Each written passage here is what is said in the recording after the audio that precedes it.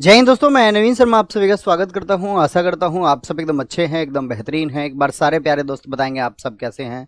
उम्मीद करेंगे बहुत अच्छे होंगे, बहुत शानदार होंगे। और एक बार सुबह की शुरुआत कुछ नमस्कार के साथ में आपकी तरफ से थम्स अप होकर के हो जाए।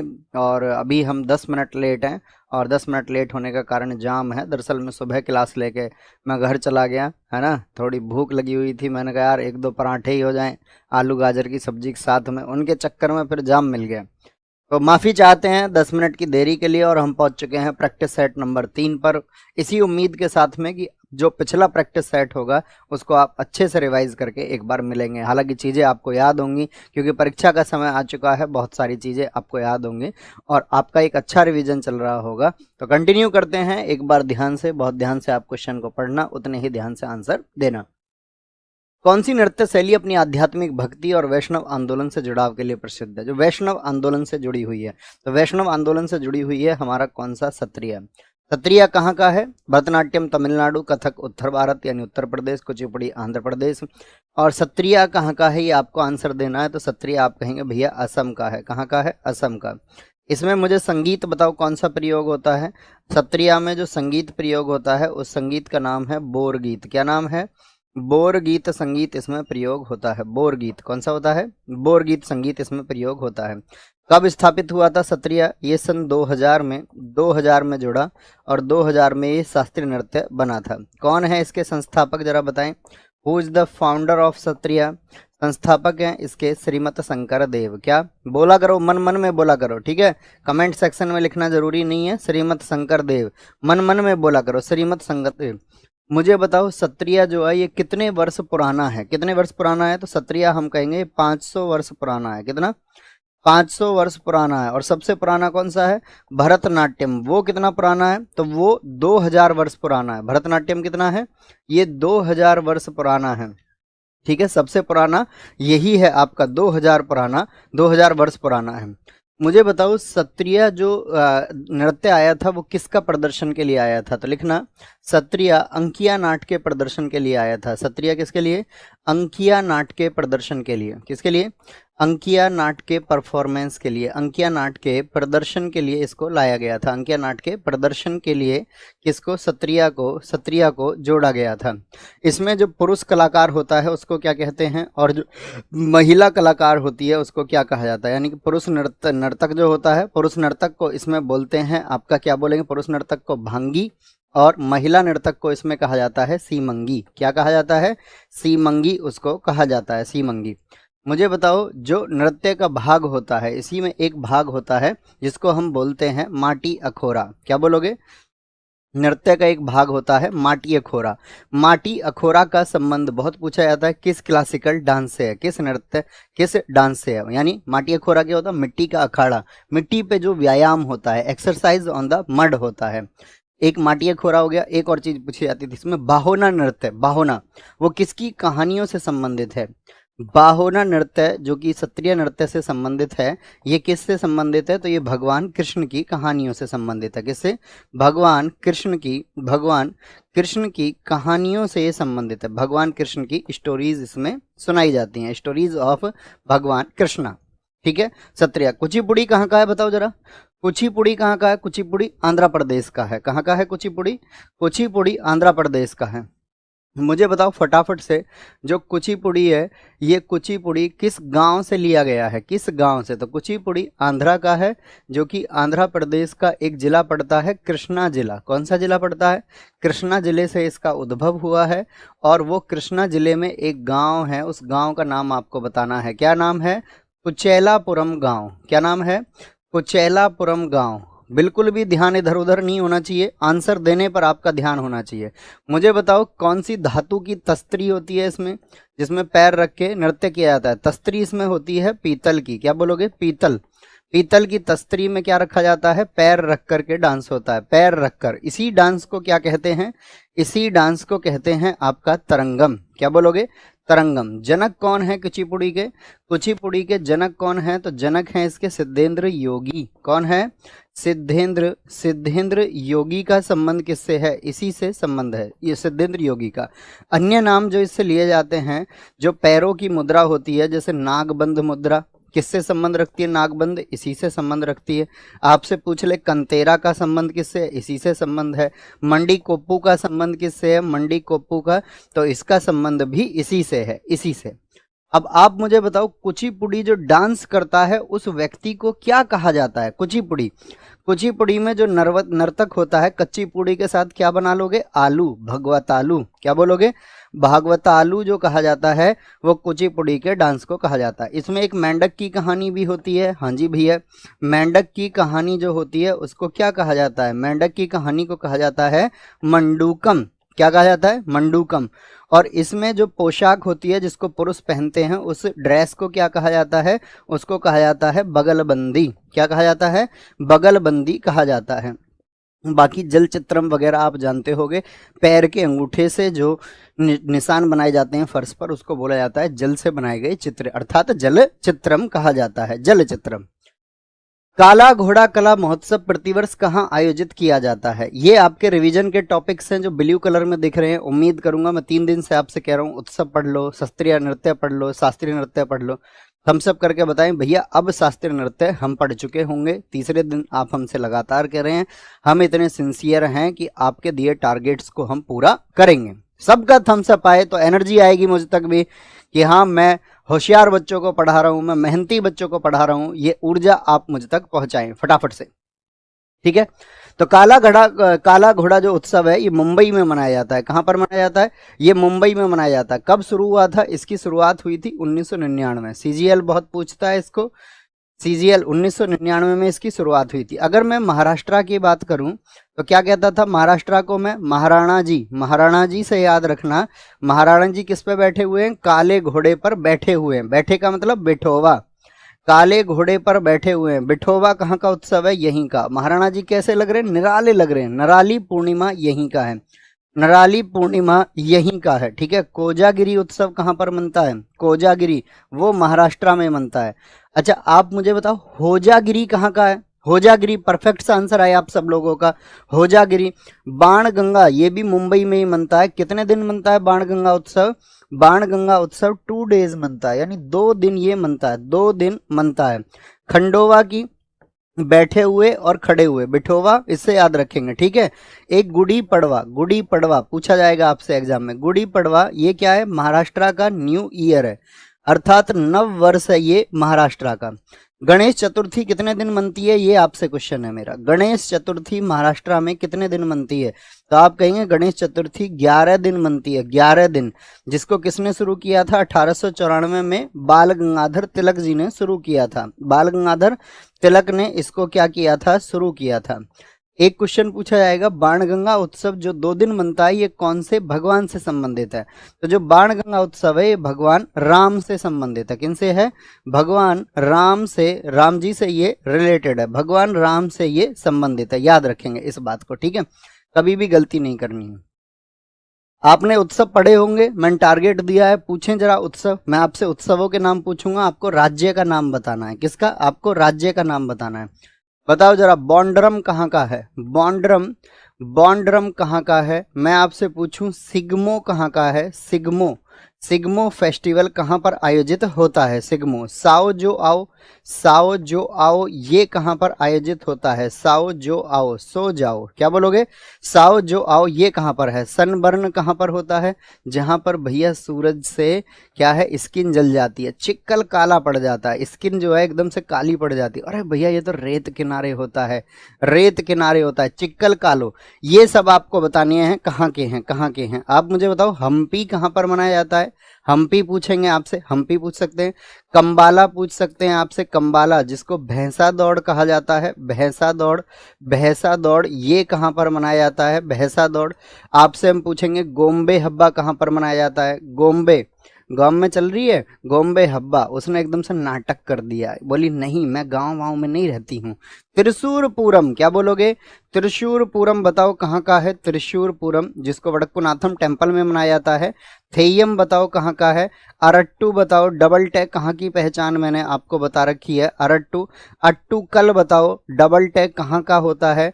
तिरुवातुर कली, कली कहाँ की पहचान है? तिरुवातुर कली, ये कहाँ पर होता है? परफेक्ट आंसर आनी चाहिए, किसी का गलत नहीं आना चाहिए। जैसे हम आपसे पूछ रहे पोंगल बताओ कहाँ का है? पोंगल आपका पोंगल के साथ में और क्या? जल्लीकट्टू बता दो, जल्लीकट्टू, जल्लीकट्टू कहाँ का है? जल्लीकट्टू। आप मुझे बताओ तो आपका चित्राथी कहाँ का है? चित्राथी। यहीं पर बहुत इंपॉर्टेंट बनता है पुंथाडू, क्या बोलोगे? क्या बोलोगे? पुथांडू यहाँ पर मनता है, पुथांडू यहाँ पर मनता है, पुथांडू ये कहाँ का है? पुथांडू जहाँ पर मनता है वहां पर फ्लोट भी मनता है देवी पार्वती के लिए। आंसर आए, परफेक्ट से आंसर आने चाहिए। बॉन्ड्रम सिग्मो साव जुआव सरनवन कालो, ये गोवा के हैं। हम्पी, हम करती है कौन? जो नाटक करती है, ठीक है। कंबल में नाटक, कंबल में नाटक। गोम्बे, त्रिशूरपुरम, अरट्टू, अट्टूकल ये सब केरल के हैं, क्या बोलोगे? ये केरल के हैं। पोंगल, तुम मिलने आ जाओ नहीं तो मैं पागल हो जाऊंगा, ऐसे बोलता है वो। तमिलनाडु, तमिलनाडु जल्दी से आ जाओ, मैंने तुम्हारा चित्र भी बना के निकलवा रखा है एक फोटो में, वो तुमको गिफ्ट करेंगे। पुथंडू और फ्लोट ये कहाँ के हैं? ये सब तमिलनाडु के हैं। किसके चारों आंसर ठीक थे? नंबर लिख के बताओ, जिसके 3 क्वेश्चन ठीक थे। 3 तो 3 लिखो, 4 तो 4 लिखो, आगे आएगा। गुंडेचा बंधु किस हिंदुस्तानी संगीत घराने से संबंधित हैं? आज का आपका टॉपिक रहेगा रिवाइज करने के लिए घराने। तो पटियाला घराने से, आगरा घराने से, या फिर डागरी घराने से। तो कहां से संबंधित है? डागरी घराने से हैं। पटियाला घराने की बात करते हैं तो बड़े गुलाम अली खान होंगे। कौन? बड़े गुलाम अली खान किस घराने से हैं? ये आपका पटियाला घराने से हैं, पटियाला घराने से। आगरा घराने की बात करें तो एक नाम याद रखना, विजय किचलू, क्या बोलोगे? विजय किचलू का संबंध किससे है? आगरा घराने से, आगरा घराने से। निखिल बनर्जी का घराना बताओ जरा, निखिल बनर्जी किस घराने से हैं? निखिल बनर्जी किस घराने से हैं? तो क्या बोलोगे? मेहर घराने से हैं। इसी से एक बड़ा नाम आता है मेहर घराने से, अली अकबर खान। क्या नाम आता है? अली अकबर खान। अली अकबर खान का संबंध किस घराने से है? अली अकबर खान का संबंध, ठीक है। लता मंगेशकर जी का घराना बताओ कौन सा है? लता मंगेशकर किस घराने से संबंध रखती हैं? तो भिंडी बाजार घराना, क्या बोलोगे? भिंडी बाजार घराना। उस्ताद आमिर खान किससे हैं? उस्ताद आमिर खान जिससे पंडित अमरनाथ भी हैं, उस्ताद आमिर खान का संबंध किससे है? उस्ताद आमिर खान का संबंध है आपका इंदौर घराने से, क्या बोलोगे? इंदौर घराने से। और संतूर वादक ज्यादातर किस घराने से संबंध रखते हैं बताओगे? हरिप्रसाद चौरसिया बताओ किस घराने से? हरिप्रसाद चौरसिया, हरिप्रसाद चौरसिया कौन सा वाद्य यंत्र बजाते हैं? हरिप्रसाद चौरसिया, हरिप्रसाद चौरसिया वाद्य यंत्र पूछेंगे एक दिन आपसे। हरिप्रसाद चौरसिया की अगर हम बात करते हैं, आपको सेनिया घराने से इनका संबंध है। किससे? सेनिया घराने से इनका संबंध है, सेनिया घराने से, ठीक है।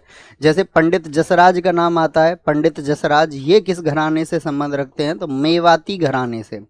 आज आप एक बार घराने याद करोगे, मेवाती घराना, एक बार घराना टॉपिक खोलोगे अपने नोट्स में और उसको अच्छे से पढ़ोगे, उम्मीद करेंगे बहुत अच्छे से आप पढ़ेंगे। नेक्स्ट है, राजा भालिंदर सिंह ट्रॉफी निम्नलिखित में से किस राष्ट्रीय खेल के आयोजन से संबंधित है? राजा भालिंदर सिंह ट्रॉफी खेलो इंडिया यूथ गेम से, खेलो इंडिया शीतकालीन गेम से, खेलो इंडिया यूनिवर्सिटी गेम से, या फिर राष्ट्रीय खेलों से? तो नेशनल गेम से इसका संबंध है, नेशनल गेम से।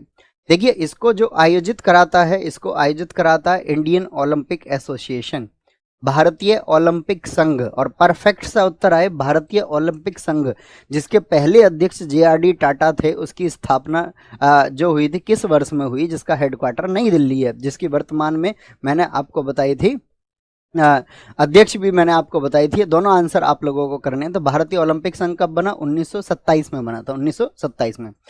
खेलो इंडिया यूथ गेम्स कब शुरू हुए थे? तो ये शुरू हुए 2018 में। इसके 2 साल बाद शीतकालीन गेम शुरू हुए 2020 में, 2020 में। इसी वर्ष खेलो इंडिया यूनिवर्सिटी गेम शुरू हुए थे 2020 में।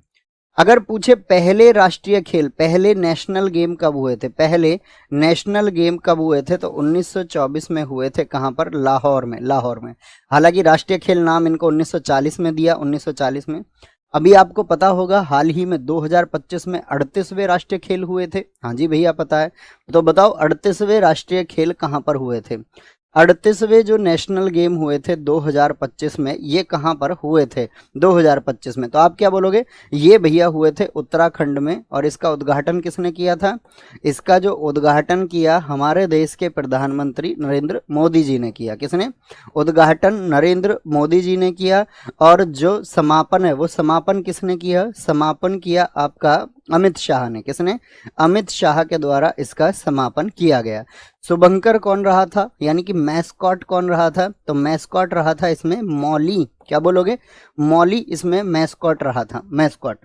क्या आप मुझे बता सकते हैं 38वें जो नेशनल गेम हुए उनमें पहले स्थान पर कौन रहा था? पहला स्थान जो फर्स्ट प्लेस रहा वो पहले स्थान पर रहा था इसमें सेना। क्या बोलोगे?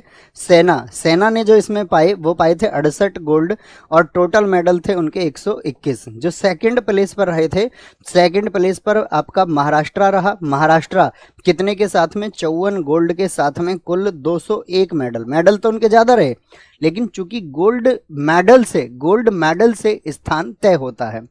आप मुझे बताओ 39वें जो होंगे, जैसे 38वें उत्तराखंड में हुए, 39वें जो राष्ट्रीय खेल होंगे वो कहाँ पर आयोजित होंगे?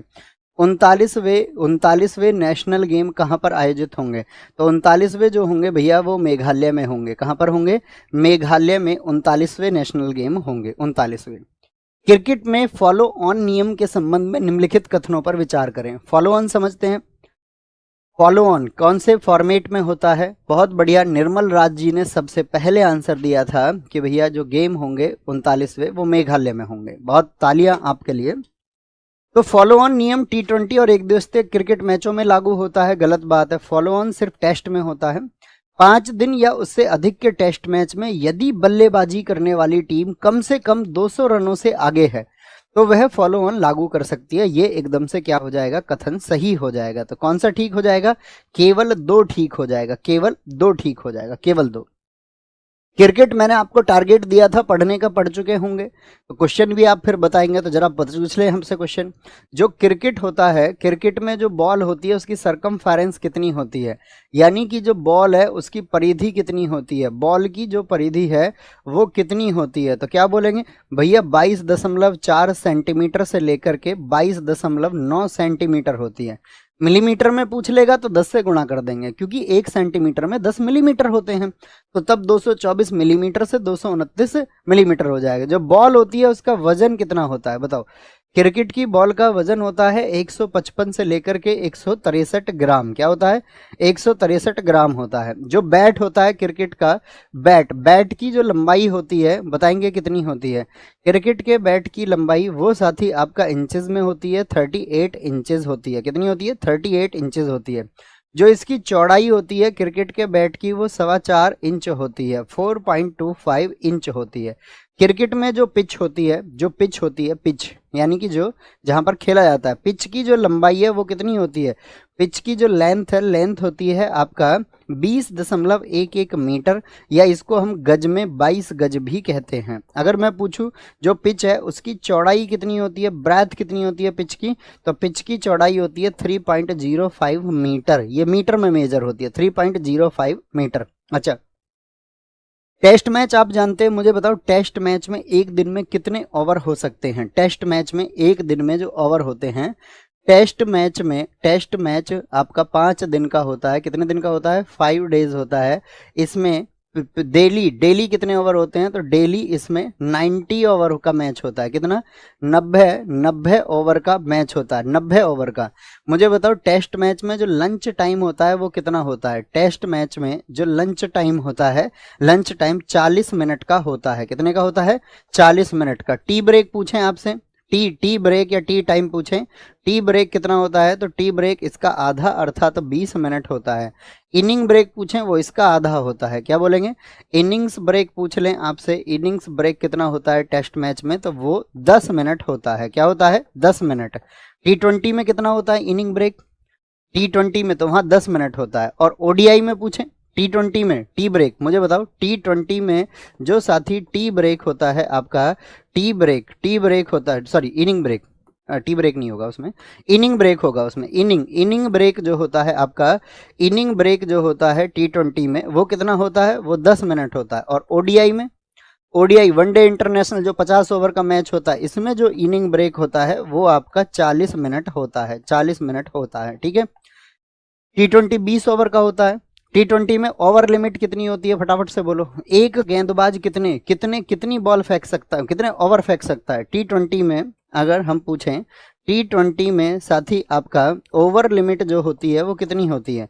ओवर लिमिट होती है 4 ओवर की, यानी कि एक गेंदबाज 4 ओवर फेंक सकता है। और ओडीआई में कितनी होती है? ओडीआई में होती है आपका 10 ओवर की। कितनी? 10 ओवर की। किट से 2 शब्द पूछे जाते हैं, मैं आपसे पूछता हूँ ऑरली, मुझे बताओ, आप जानते हैं डीएलएस नियम, डकवर्थ लुईस सिस्टम, जब मैच बाधित हो जाता है या बारिश हो जाती है तो डीएलएस लागू होता है। तो डीएलएस पहली बार कब लागू हुआ था? डीएलएस, ऐसे ही डिसीजन रिव्यू सिस्टम, डीएलएस क्या बोलेंगे? डीएलएस क्या होता है? डीएलएस होता है डकवर्थ लुईस सिस्टम। तो डकवर्थ लुईस सिस्टम पहली बार जो लागू हुआ था, डीएलएस डकवर्थ लुईस सिस्टम पहली बार लागू हुआ था ये 1997 में। कब? 1997 में। कब होता है? जब मैच बाधित हो जाए वर्षा वगैरह की वजह से, कहीं पर बारिश आ जाए। तो डीएलएस 1997 में पहली बार इंग्लैंड वर्सेस जिम्बाब्वे के मैच में। किसके में? इंग्लैंड वर्सेस जिम्बाब्वे के मैच में। अच्छा, ऐसे ही हम आपसे पूछें डीआरएस, डीआरएस का पूरा नाम क्या होता है? Decision review system. क्या होता है? डिसीजन। डीएलएस तो पता ही होना चाहिए आपको, ये क्या है? Duckworth Lewis system. ये है डिसीजन रिव्यू सिस्टम, जिसको मजाक मजाक में धोनी रिव्यू सिस्टम भी कहा जाता है।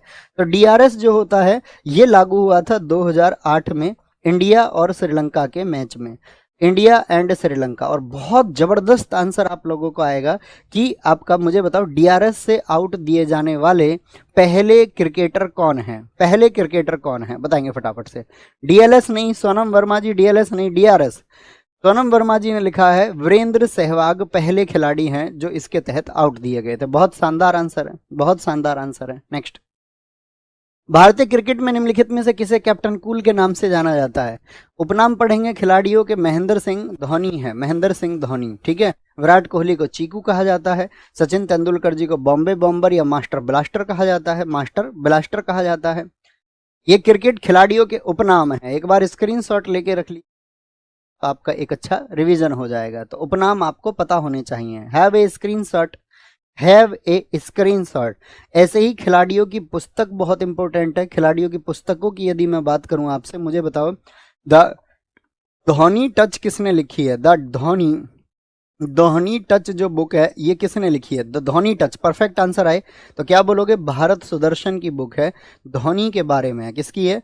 भारत सुदर्शन की बुक है जो धोनी के बारे में लिखी गई है। ड्राइवन जो विराट कोहली के जीवन पर लिखी गई है, ड्राइवन ये विराट कोहली के जीवन पर लिखी गई है। किसने लिखी है? विजय लोकपल्ली ने। किसने? विजय लोकपल्ली ने इसको लिखा है, विजय लोकपल्ली ने, ठीक है। Written by Vijay Lokapalli. The hitman किसके जीवन पर है बताओ फटाफट से?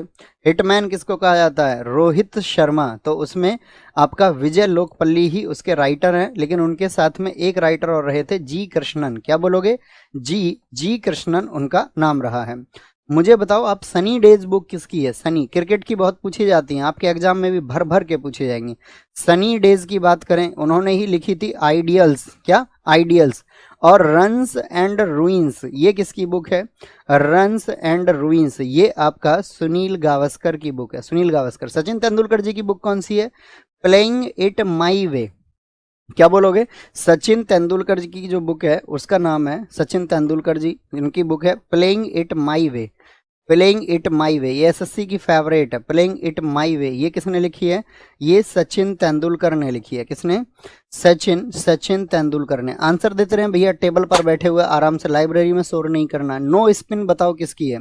नो स्पिन किसकी बुक है? नो स्पिन सेन वॉरेन की बुक है। किसकी है?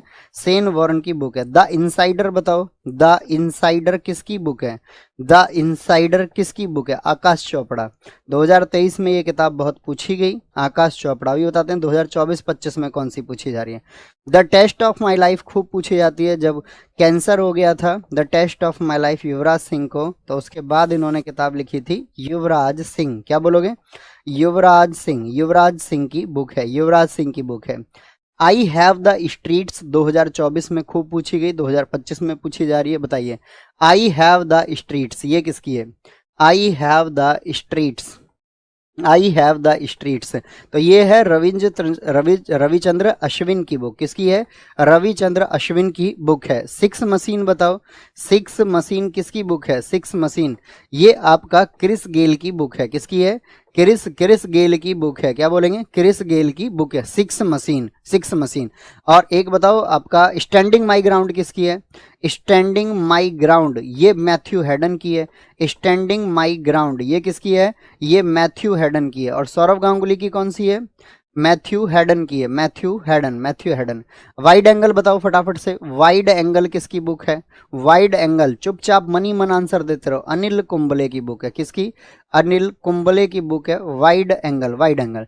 और क्या बोलेंगे आपका सौरभ गांगुली जी की बुक कौन सी है? A century is not enough, a century is not enough, a century, century is not enough. हो रहा है रिवीजन या नहीं हो रहा है? जबरदस्त तरीके से आप कहेंगे जी भैया इससे शानदार कुछ हो नहीं सकता था, बाकी तो बच्चा इसके अलावा कोई दिमाग ही लगा सकता, बाकी कुछ नहीं, इससे बेहतर कुछ नहीं।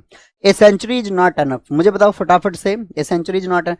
281 एंड बियॉन्ड ये किसने लिखी? 281 एंड बियॉन्ड मैंने आपको बताया था एक बार 281 स्कोर इन्होंने बनाया था, VVS लक्ष्मण, VVS लक्ष्मण ने, ठीक है। VV वेरी वेरी स्मार्ट लक्षण इनका नाम नहीं है, कुछ और नाम है। क्या बोलेंगे? बहुत बढ़िया। ये लिखा है मौनी बिश्नोई जी ने, नो लिमिट्स, माइकल फेल्प्स की बुक है, बहुत बढ़िया। निम्नलिखित में से किसने ग्रीमस उपन्यास लिखा है? ग्रीमस किसका है? अमिताभ घोष का है, सलमान रश्दी का है, अरविंद अडिगा का है, या फिर विक्रम सेठ का है? तो किसका है? सलमान रश्दी। सलमान रश्दी बहुत इंपॉर्टेंट राइटर है एसएससी के लिए। इनको 1981 में बुकर प्राइज मिल गया था, जिसको मेन बुकर हम कहते हैं, बुकर प्राइज इनको मिला था। किस बुक के लिए मिला था बताएंगे? तो जो बुकर प्राइज इनको मिला था वो मिला था मिडनाइट चिल्ड्रेन के लिए। किसके लिए? मिडनाइट चिल्ड्रेन के लिए इनको मिला था, मिडनाइट चिल्ड्रेन। इनकी बहुत सारी बुक है, तो इनकी बुक है एक the golden house, the golden house इन्हीं की बुक है, the golden house. The Satanic versus बहुत विवादित किताब रही थी इनकी, द सैटनिक वर्सेस, जिसके लिए इन पर फतवा भी जारी हो गया था। एक किताब लिखी थी इन्होंने 2024 में, बहुत पूछी गई, नाइफ। कौन सी? नाइफ बुक किसकी है? नाइफ, नाइफ, नाइफ, नाइफ बोलेंगे भी फटाफट से। 2024 में इन्होंने एक बुक लिखी थी नाइफ, नाइफ बहुत चर्चित किताब रही थी इनकी। एक इनकी किताब उससे पहले थी बहुत चर्चित 2023 वाली, विक्ट्री सिटी। क्या बोलोगे? Victory city. और एक किताब इन्होंने अभी रिसेंट में लिख दी है, द 11th आवर। इसके पूछे जाने के चांसेस बहुत रहेंगे। द 11th आवर ये 2025 में इन्होंने लिखी है, 2025 में लिखी है। अमिताभ घोष की अगर हम बात करते हैं, ऑप्शन ए को देखिए, अमिताभ घोष की बुक कौन सी है? आपका द शैडो लाइन। क्या बोलोगे? The shadow line, the shadow line. और एक इनकी बुक है सी ऑफ पॉपीज। कौन सी? Sea of poppies. Sea of poppies किसकी बुक है? इन्हीं की बुक है। अरविंद अडिगा की the white tiger the, white white टाइगर, इसके लिए इनको भी साथी आपका बुकर मिला, द वाइट टाइगर, ठीक है, द वाइट टाइगर 2008 वाली। और सिलेक्शन डे किसकी बुक है? सिलेक्शन डे इन्हीं की बुक है, सिलेक्शन डे। विक्रम सेठ की टू लाइव्स और द गोल्डन गेट। क्या बोलोगे? टू लाइव्स और साथी आपका द गोल्डन गेट, वो द गोल्डन हाउस है, ये द गोल्डन गेट है। द गोल्डन गेट किसकी है? तो गोल्डन गेट है आपका, ये है आपका विक्रम सेठ की। रोज मैं आपको बुक्स दे रहा हूं कि रिवाइज करिए, तो थोड़ा थोड़ा रिवाइज करते रहिए, बस इस फॉर्मेट पर चलिए और आप देखना आपका स्कोर कहां पर पहुंचेगा। भारतीय संविधान की अनुसूचियों के संबंध में निम्नलिखित कथनों पर विचार करें। तीसरी अनुसूची में उच्चतम न्यायालय के न्यायाधीशों सहित संवैधानिक पदों के लिए शपथ और प्रतिज्ञान के, क्या बोलेंगे? शपथ और प्रतिज्ञान के प्रारूप शामिल हैं। ठीक है, एकदम से ठीक है। क्या बोलेंगे? सही बात है। दूसरी अनुसूची में आपका कुछ संवैधानिक प्राधिकरणों, भत्तों, परिलब्धियां, यानी कि उसमें जो एमोलमेंट्स हैं, अलाउंसेस हैं और आपका साथ में प्रिविलेजेस हैं, उनके बारे में प्रावधान है। एकदम से सही हो जाएगा, तो एक और दो दोनों के दोनों सही हो जाएंगे, दोनों के दोनों सही हो जाएंगे। आपको अनुसूची पता है किस अनुसूची में क्या है? कुछ हम आपसे पूछेंगे जरूर, कुछ हम आपसे जरूर पूछेंगे किस अनुसूची की बात हम कर रहे हैं। मुझे बताओ 8वीं अनुसूची में क्या है, या 8वीं जो स्केड्यूल है उसमें क्या है। तो इसमें आपका किसको बताया गया है, भाषा के बारे में बताया गया है। किसके बारे में, राजभाषा के बारे में। 9th स्केड्यूल आप बताओ 9वीं अनुसूची में क्या है। इसमें लैंड रिफॉर्म्स है, लैंड रिफॉर्म्स अर्थात भूमि सुधार है। और कब नवी अनुसूची को जोड़ा गया था, तो यहां से क्वेश्चन बहुत बनता है। ये पहला संविधान संशोधन था 1951 का, फर्स्ट कॉन्स्टिट्यूशनल अमेंडमेंट था 1951 का। मैं पूछूं 10वीं अनुसूची में क्या है, तो उसमें क्या है आपका, क्या बोलेंगे, दल बदल है। दल बदल, डिफेकेशन है, दल बदल है, एंटी डिफेकेशन, क्या बोलोगे, दल बदल। और दल बदल को कब जोड़ा गया था, आपका 52वां संविधान संशोधन था 1985 का, इससे जोड़ा गया।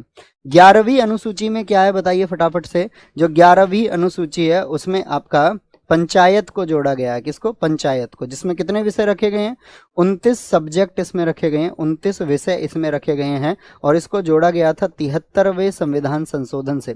73वां संविधान संशोधन किस वर्ष में हुआ था बताइए जरा। 12वीं अनुसूची की हम बात करते हैं। 12वीं अनुसूची जिसमें आपका नगर पालिका को रखा गया है, किसको, म्यूनिसिपैलिटीज को रखा गया है, जिसमें टोटल 18 सब्जेक्ट रखे गए हैं। और ये 74वें संविधान संशोधन से जोड़ी गई थी। तो ये कब हुए थे आपका 1992 में, और 74वां संविधान संशोधन भी 1992 में, 1992 ये हमको पता होना चाहिए। अजय पटेल जी, बहुत परफेक्ट आंसर आपने साथी दिया है।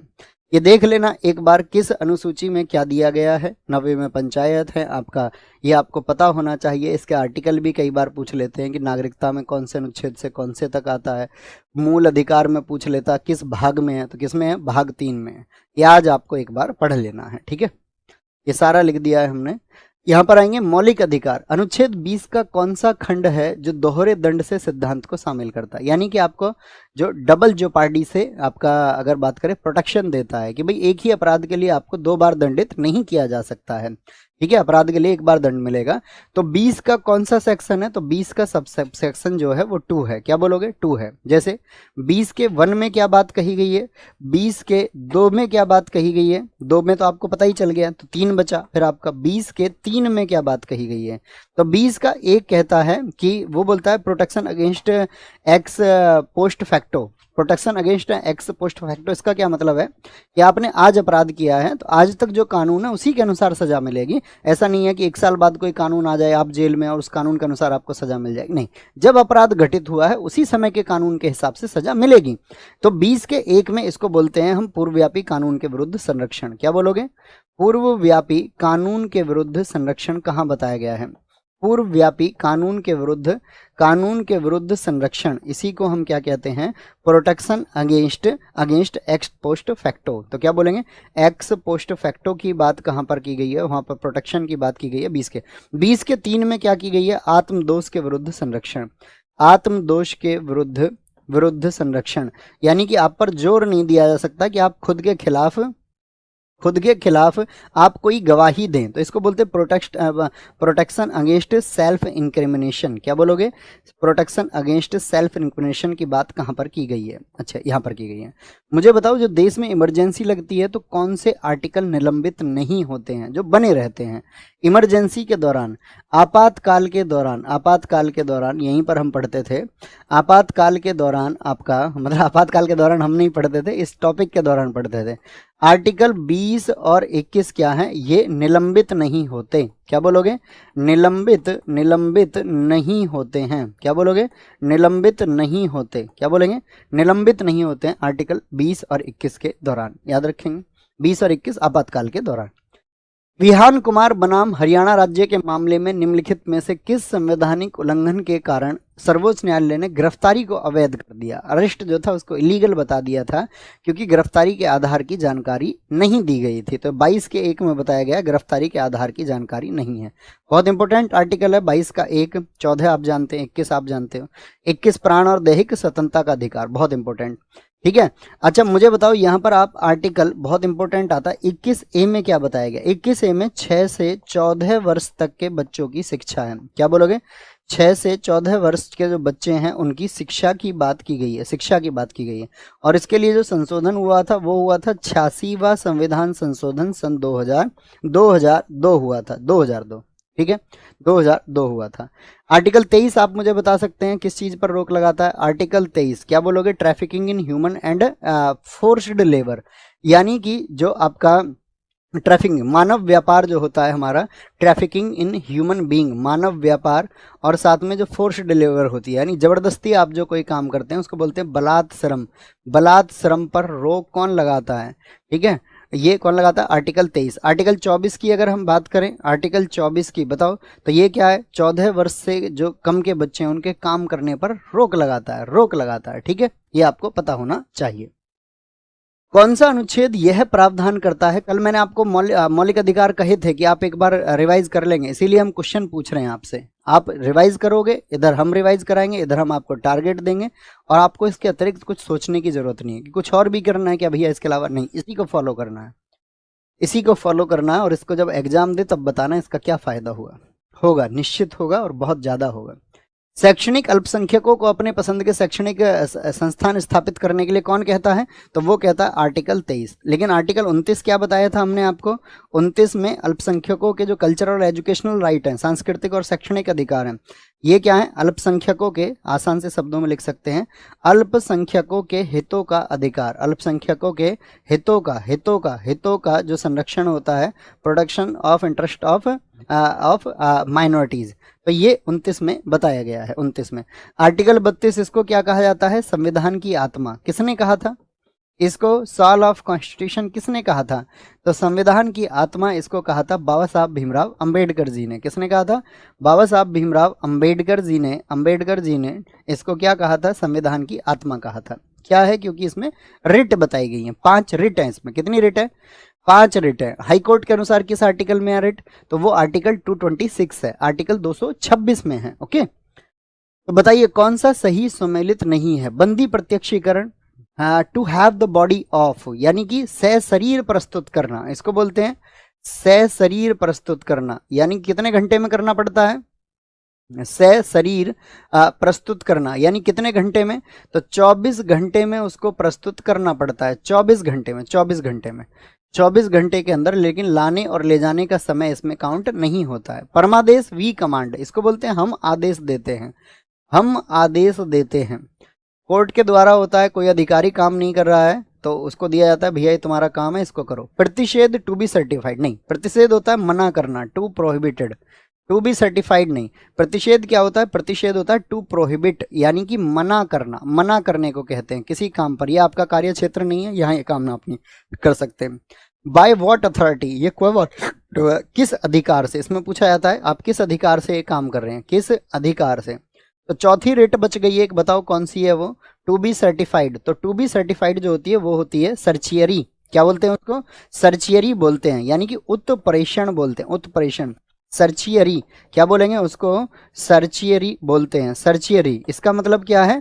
इसका मतलब होता है पूर्णतः सूचित करना पड़ेगा, पूर्णतः। To be certified, to be certified जो ये लिखा हुआ है ना, ये टू बी सर्टिफाइड, ये उत्प्रेषण के लिए है।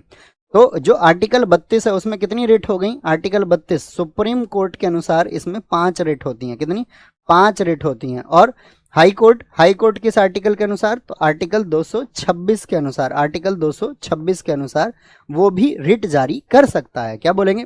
रिट जारी कर सकता है। दिल्ली के किस सुल्तान ने अलाई अमीरों को ख्वाजातास या सहदास माना था? ख्वाजातास या सहदास किसने माना था? किसको? अलाई अमीर जितने भी थे तो ये माना था आपका किसने? उसको बोलेंगे गयासुद्दीन तुगलक, जो कि तुगलक वंश का संस्थापक था। ये 1320 से लेकर के, पहले तुगलक वंश बताओ कब से कब तक है?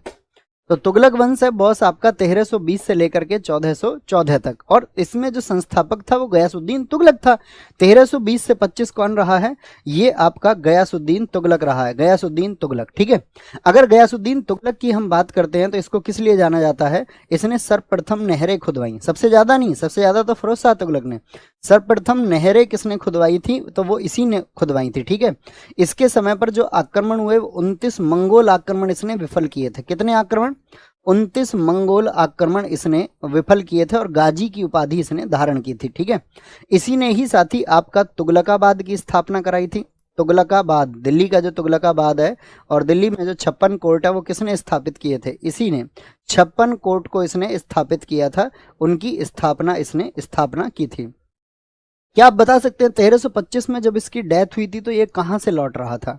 जब इसने चिट्ठी लिखती थी निजामुद्दीन औलिया साहब को, इसने कहा था कि मेरे आने तक दिल्ली तुम खाली कर देना, और निजामुद्दीन औलिया ने इससे कहा था, इन्हीं के समय पर आपका निजामुद्दीन औलिया जी ने इनसे कहा था कि आपका हुनूज दिल्ली दूरस्थ, दिल्ली अभी दूर है, हुनूज दिल्ली दूरस्थ, ये किसने कहा था? हुनूज दिल्ली दूरस्थ, दिल्ली अभी दूर है, और ये दिल्ली पहुंच ही नहीं पाया था और वापस बंगाल से आ रहा था। वापस बंगाल से लौटते समय, वापस लौटते समय कहाँ से लौट रहा था? बंगाल से। वापस लौटते समय कहाँ पर? आपका बंगाल से लौट रहा था, और लकड़ी के महल में दब के इसकी मौत हो गई थी, मौत हो गई थी। कितने दोस्त बता सकते हैं निजामुद्दीन औलिया के गुरु कौन थे? निजामुद्दीन औलिया के जो गुरु थे, इनके गुरु का नाम था आपका फकरुद्दीन, जिनको गज ए शंकर कहा जाता है। फकरुद्दीन या गज ए शंकर, ये भी एक सूफी संत थे। गज ए शंकर की उपाधि किसको मिली? फकरुद्दीन निजामुद्दीन औलिया के गुरु थे, निजामुद्दीन औलिया। अब मेरा क्वेश्चन रहेगा आप सबसे कि निजामुद्दीन औलिया की दरगाह कहाँ पर है? जो निजामुद्दीन औलिया एक सूफी संत थे, उनकी दरगाह कहाँ पर है? फटाफट से आंसर आए। तो आंसर आएगा भैया, सबकी दरगाह हमको पता है, अजमेर शरीफ कहाँ पर है? आपका अजमेर में है, वो आपका मोइनुद्दीन चिश्ती की दरगाह है। और निजामुद्दीन औलिया की दरगाह जो है वो दिल्ली में है। कहाँ पर है? दिल्ली में। कमेंट लेट क्यों आते हैं भाई बच्चों के? आगे आएंगे।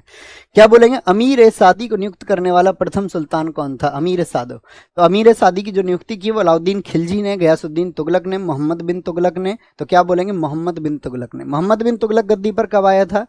गयासुद्दीन तुगलक के बाद में 1325 से 51 तक रहा था मोहम्मद बिन तुगलक। क्या बोलोगे? मोहम्मद बिन तुगलक। इसको कहा जाता है दिल्ली सल्तनत का ये सबसे शिक्षित व्यक्ति था, सबसे शिक्षित व्यक्ति था। इसी को रक्त पिपासु कहा जाता है। इसने जनता का खूब रक्त पिया, यानी कि भैया मतलब इसके डिसीजन अच्छे होते थे लेकिन अंततः वो खराब साबित हो जाते थे, खराब साबित हो जाते थे। एमबीटी के बचपन का नाम बहुत पूछा जाता है, आप बताइए इसके बचपन का नाम क्या था? तो इसके बचपन का नाम था मलिक फकरुद्दीन। क्या नाम था? मलिक फकरुद्दीन। और बड़े होके क्या नाम मिला इसको? जूना खां। जूना खां और उलूग खां किसकी उपाधि है? इसकी उपाधि थी जूना खां, इसी के नाम से जौनपुर बसाया था। जूना खां, जूना खां इसी को कहा जाता था, जूना खां। ठीक है। होली में इसने भाग लिया था या नहीं लिया था? होली में भाग लेने वाला दिल्ली सल्तनत का होली उत्सव में, जिसने होली उत्सव में भाग लिया वो कौन था? वो वही शासक है, होली उत्सव में इसने भाग लिया था। इसके कौन कौन से डिसीजन खराब हो गए थे बताओ? एक तो पहली चीज आती है, इसकी पूछी जाती है, पहली चीज राजधानी परिवर्तन किसने किया? मोहम्मद बिन तुगलक ने किया। राजधानी परिवर्तन, राजधानी परिवर्तन कहाँ ले गया था? राजधानी दिल्ली से ले गया था भैया आपका देवगिरी। कहाँ राजधानी? दिल्ली से महाराष्ट्र। बोला वहां रहेंगे सब, कहते हैं इसको सब पत्रों में गंदी गंदी गालियां लिख करके देते थे, तो ये परेशान हो गया था लोगों से। कुछ लोग कहते नहीं, इसने सेंटर की वजह से दिल्ली से राजधानी कहाँ ले गया था? ये आपका देवगिरी। और देवगिरी का नाम बदल के इसने क्या कर दिया था? देवगिरी, इस देवगिरी का जो नाम है, देवगिरी का नाम बदल कर क्या कर दिया था? दौलताबाद। देवगिरी का नाम बदल के इसने क्या कर दिया था? नाम बदल के इसने कर दिया था दौलताबाद। दौलताबाद कर दिया था, दौलताबाद। इसने किसानों के लिए जो डिपार्टमेंट बनाया था उसको बोलते हैं दीवान ए अमीर को ही। क्या बोलते हैं? दीवान ए अमीर को ही। और किसानों को इसने तकावी ऋण भी दिया था। क्या देता था? किसानों के लिए इसने बनवाया था ये, किसानों के लिए कि उन्नत किस्म के बीज बोएं, उत्पादन को बढ़ाएं। और किसानों के लिए इसने कौन सा एक कर्ज दिया था? तकावी ऋण, जैसे आज केसीसी मिलता है, किसान क्रेडिट कार्ड। ठीक है। इसके टाइम पर सबसे इंपॉर्टेंट बात है, विदेशी यात्री कौन आया था उसका नाम आपको बताना है। इसके समय पर जो आपका विदेशी यात्री आया, विदेशी यात्री उसका नाम है इब्न बतूता। बताइए भैया कहाँ से आया था? विदेशी यात्री इब्न बतूता इसी के टाइम पर आया, सन 1333 में। कब आया? 1333 में आया, और वो आया था मोरक्को से, यानी कि मूर देश से। मोरक्को की राजधानी बता सकते हैं क्या आप मुझे? मोरक्को की राजधानी क्या आप मुझे बता सकते हैं? तो मूर देश से आया, बहुत विद्वान व्यक्ति था, उसको इसने दिल्ली का काजी बना दिया और 1342 में कहाँ भेज दिया था? चीन भेज दिया था, चीन। टोपरा तथा मेरठ से 2 अशोक स्तंभ दिल्ली कौन लाया था? तो दिल्ली लाया आपका फिरोज शाह तुगलक। आज पढ़ना इसको सारे को, 3-4 राजा हम आपको दे रहे हैं, ज्यादा टेंशन नहीं लेनी है। फिरोज शाह तुगलक, मोहम्मद बिन तुगलक के बाद गद्दी पर आया 1351 से 88 तक, 1351 से 88 तक ये आया था। और इसको बोलते हैं सल्तनत काल का अकबर। सल्तनत काल का अकबर इसको कहा जाता है, सल्तनत काल का अकबर, क्योंकि इसने लोगों की भलाई के लिए बहुत सारे काम किए। लोगों की भलाई के लिए कौन कौन से काम, जैसे कि इसने एक दासों के लिए एक विभाग बनाया था, बताओ क्या है? दासों के लिए, दासों के लिए इसके समय पर क्या बना था? वो बना था आपका दीवान ए बंदगान। क्या? दीवान ए बंदगान इसके समय पर बना था, दीवान ए बंदगान। मुझे बताओ खैरात के लिए इसने क्या बनाया था? खैरात के लिए, खैरात के लिए इसने क्या बनाया था? तो क्या बनाएंगे? खैरात के लिए नहीं, सॉरी, दान के लिए बोलेंगे। दान के लिए इसने क्या बनाया था? दान के लिए, तो दान के लिए बनाया था दीवान ए खैरात।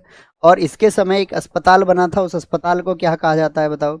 इसने हॉस्पिटल जो खुलवाया उसको क्या कहा जाता है? दारुल सफ़ा। क्या कहते हैं? दारुल सफ़ा उसको कहा जाता है, दारुल सफ़ा। इसने अपनी आत्मकथा भी लिखी, किस भाषा में लिखी थी ये आपको बताना है।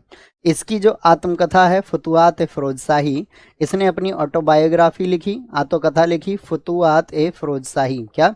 फुतुहात ए फिरोज शाही, फुतुहात ए फिरोज शाही, फिरोज शाही ये इसने लिखी थी, फुतुहात ए फिरोज शाही।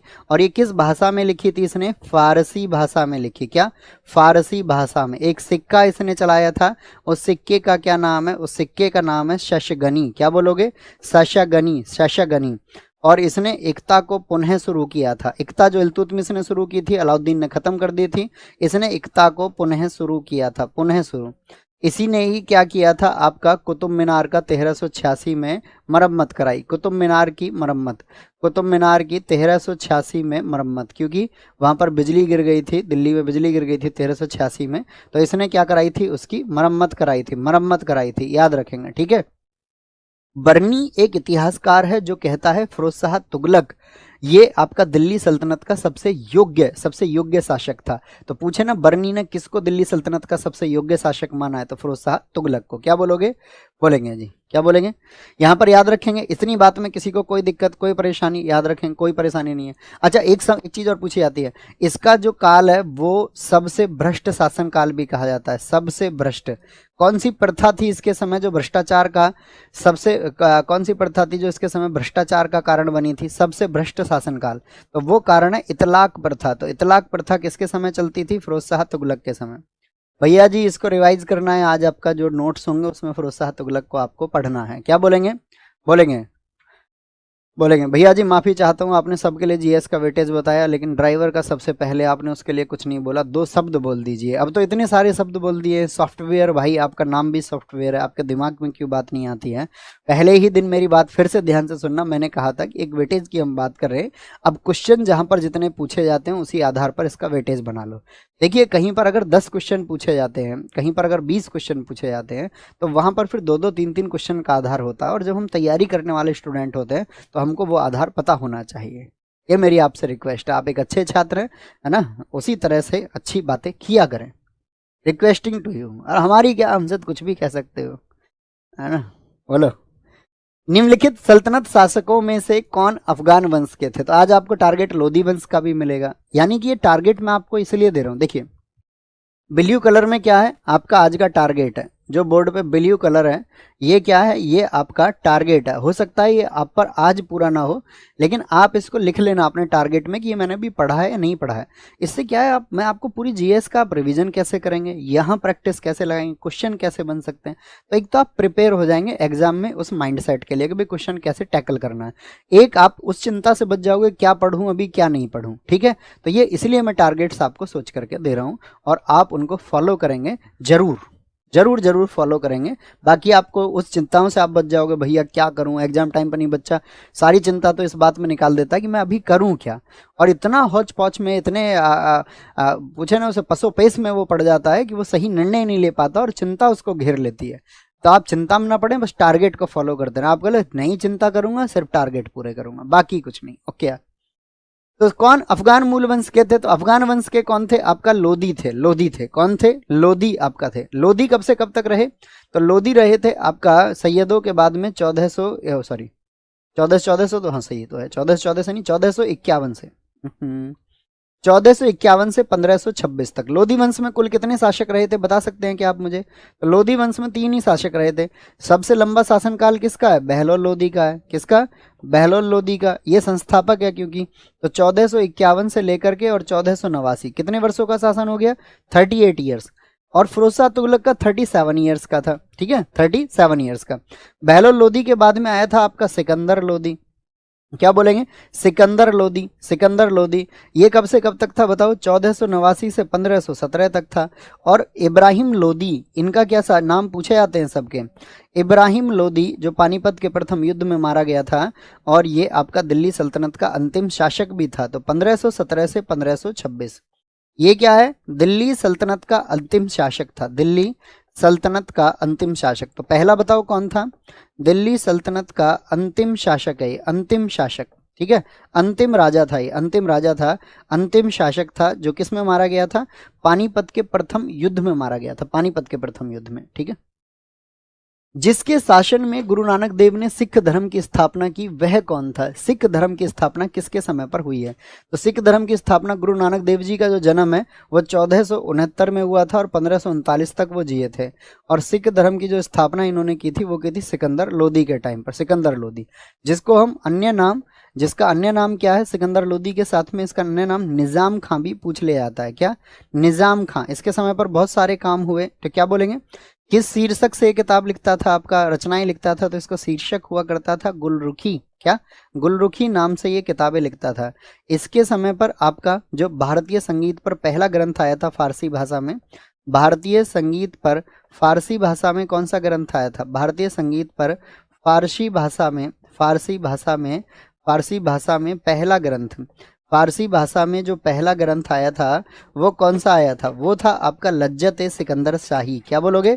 लज्जत ए सिकंदर शाही, लज्जत ए सिकंदर, लज्जत ए सिकंदर शाही, लज्जत ए सिकंदर शाही। ये इसके समय पर आया, जो कि किसने लिखा था? फरहंग सरहिंदी की बोलते हैं कि उसने लिखा था, फरहंद ए सिकंदर शाही भी उसको कहा जाता है। अच्छा, एक क्वेश्चन पूछ लेगा, इसने आपका मोठ की मस्जिद बनवाई थी, मोठ की मस्जिद जो मियाँ भुइया ने हालांकि बनवाई इसके टाइम पर, लेकिन कहाँ पर है ये बताना। मोठ की मस्जिद ये आपका दिल्ली में ही थी। कहाँ पर थी? दिल्ली में।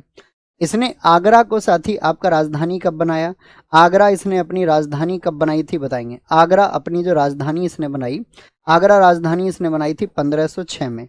और आगरा अगर पूछे शहर को इसने स्थापित कब किया था, तो स्थापित किया था 1504 में। कब किया था? 1504 में इसने स्थापित किया था। बहुत रोक इसने लगवाई, मुहर्रम पर ताजिया निकलवाने बंद कर दिए थे इसने, गंगा यमुना स्नान पर इसने रोक लगा दी थी। तो इसी वजह से इसको सल्तनत काल का आपका औरंगजेब भी कहा जाता है, या इसको औरंगजेब का पूर्वगामी भी कहा जाता है, क्योंकि औरंगजेब ने भी ऐसे काम बाद में किए थे। ठीक है, बोलेंगे भाई फटाफट से, आगे आएंगे, बोलो भाई फटाफट से बोलो भाई फटाफट से बोले। निम्नलिखित में से कौन कृष्णा नदी की एक सहायक नदी नहीं है? कृष्णा की सहायक नदी कौन सी नहीं है? भीमा है क्या? डॉन नदी है क्या? हाँ जी। तेल नदी है क्या? आप कहेंगे नहीं, तेल नहीं है। तेल क्योंकि ये महानदी की है, आपका किसकी है? महानदी की सहायक नदी है। तुंगभद्रा है क्या? हाँ जी बिल्कुल है। अच्छा, अगर हम आपसे पूछें, जैसे ये तो कृष्णा हो गया, कृष्णा, ठीक है, और कृष्णा क्या है आपका? कृष्णा, हाँ, दूसरे नंबर पर आती है, ये याद रख लेना। प्रायद्वीपीय भारत की दूसरी सबसे लंबी नदी कौन सी है? प्रायद्वीपीय भारत की दूसरी सबसे लंबी, यानी साउथ इंडिया की सबसे दूसरी सबसे लंबी नदी है। कितनी लंबाई है इसकी?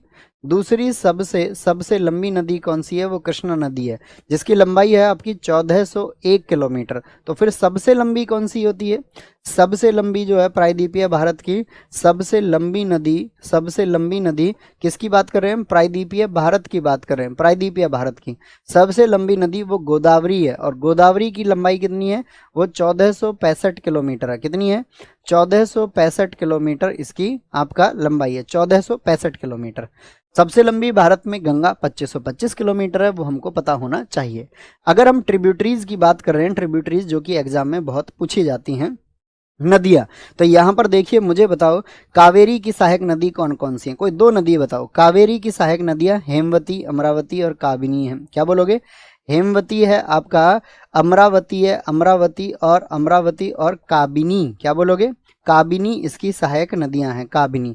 महानदी की बताओ फटाफट से, ऐसे तेल मैंने बोला, महानदी की सहायक नदियां कौन कौन सी है? महानदी की तो हंसदेव, जोंक, ओंग, तेल। क्या बोलोगे? हंसदेव है आपका, जोंक है, ओंग है, ओंग है, ओंग, ओंग नदी पूछी जाती है। ताप्ती की सहायक नदियां बताओ, ताप्ती की सहायक नदी कौन कौन सी हैं? तो ताप्ती की पूर्णा, बैतूल, क्या बोलोगे? पूर्णा है आपका, बैतूल है, बैतूल, बैतूल है, बैतूल, ठीक है, बैतूल है। गोदावरी की सहायक नदियां बहुत पूछी जाती हैं। जो गोदावरी है, जो हमने बताया सबसे लंबी नदी है, गोदावरी की सहायक नदियों की अगर बात करते हैं तो गोदावरी में मंजरी आता है, प्राणहिता आता है, क्या बोलेंगे? प्राणहिता आता है, पेन गंगा आता है, वेन गंगा आता है, Penganga, Wainganga, Penganga, Wainganga, ये किसकी सहायक नदियां हैं? ये गोदावरी की है। उम्मीद करूंगा आपका गंगा यमुना की आपको याद होंगी। अच्छा बताओ, चंबल किसकी सहायक नदी है? बोले भी फटाफट से, चंबल किसकी सहायक नदी है? फटाफट से बताएंगे। भारत की निम्न नदियों बंगाल की खाड़ी में गिरती हैं, बोलेंगे बंगाल की खाड़ी में गिरती हैं। आंसर आना चाहिए सबका। तो कौन सी नदियां जो बंगाल की खाड़ी में गिरती हैं? नहीं नहीं, ये क्वेश्चन नहीं है। क्वेश्चन ये है, दक्षिण से उत्तर की ओर इनका क्रम क्या होता है? तो दक्षिण से उत्तर की तरफ इनका आता है का कर रहा, क्या बोलेंगे? का कर, इसको बोलेंगे गाम से आके, गाम से, का कर रहे हो, गाम से आके, गाम से, ठीक है। क्या बोलेंगे? का से हो जाता है कावेरी, के आर से कृष्णा हो जाता है, जी से गोदावरी हो जाती है, आपकी गोदावरी हो जाती है, मैं से कौन सी बन जाएगी? आपका महानदी बन जाएगी, और एस से स्वर्ण रेखा बन जाती है, काकर GMS। तो क्या बोलेंगे? कावेरी, याद रख लेना, कावेरी, और फिर कृष्णा, यानी कि 2-3 से देख लीजिए, 2-3 कौन सा हो जाएगा, ये एकदम से ठीक है। 2-3 ऐसे ही पूछा जाता है जब भारत होता है। आप समझ गए ना आप? जैसे कि ये क्या है, ये नॉर्थ इंडिया है, ये साउथ इंडिया है, तो ये पूछ रहा है साउथ से नॉर्थ की तरफ। ऐसे ही नॉर्थ से साउथ की तरफ पूछ लेता है, तो नॉर्थ से साउथ की तरफ पूछे तो ऊपर भारत में क्या क्रम बनता है? नॉर्थ से साउथ की तरफ हम बात करें तो यहाँ पर क्रम बनता है, सबसे ऊपर सिंधु आती है, SC से याद रखना, फिर चेनाब आती है, फिर कौन सी आती है?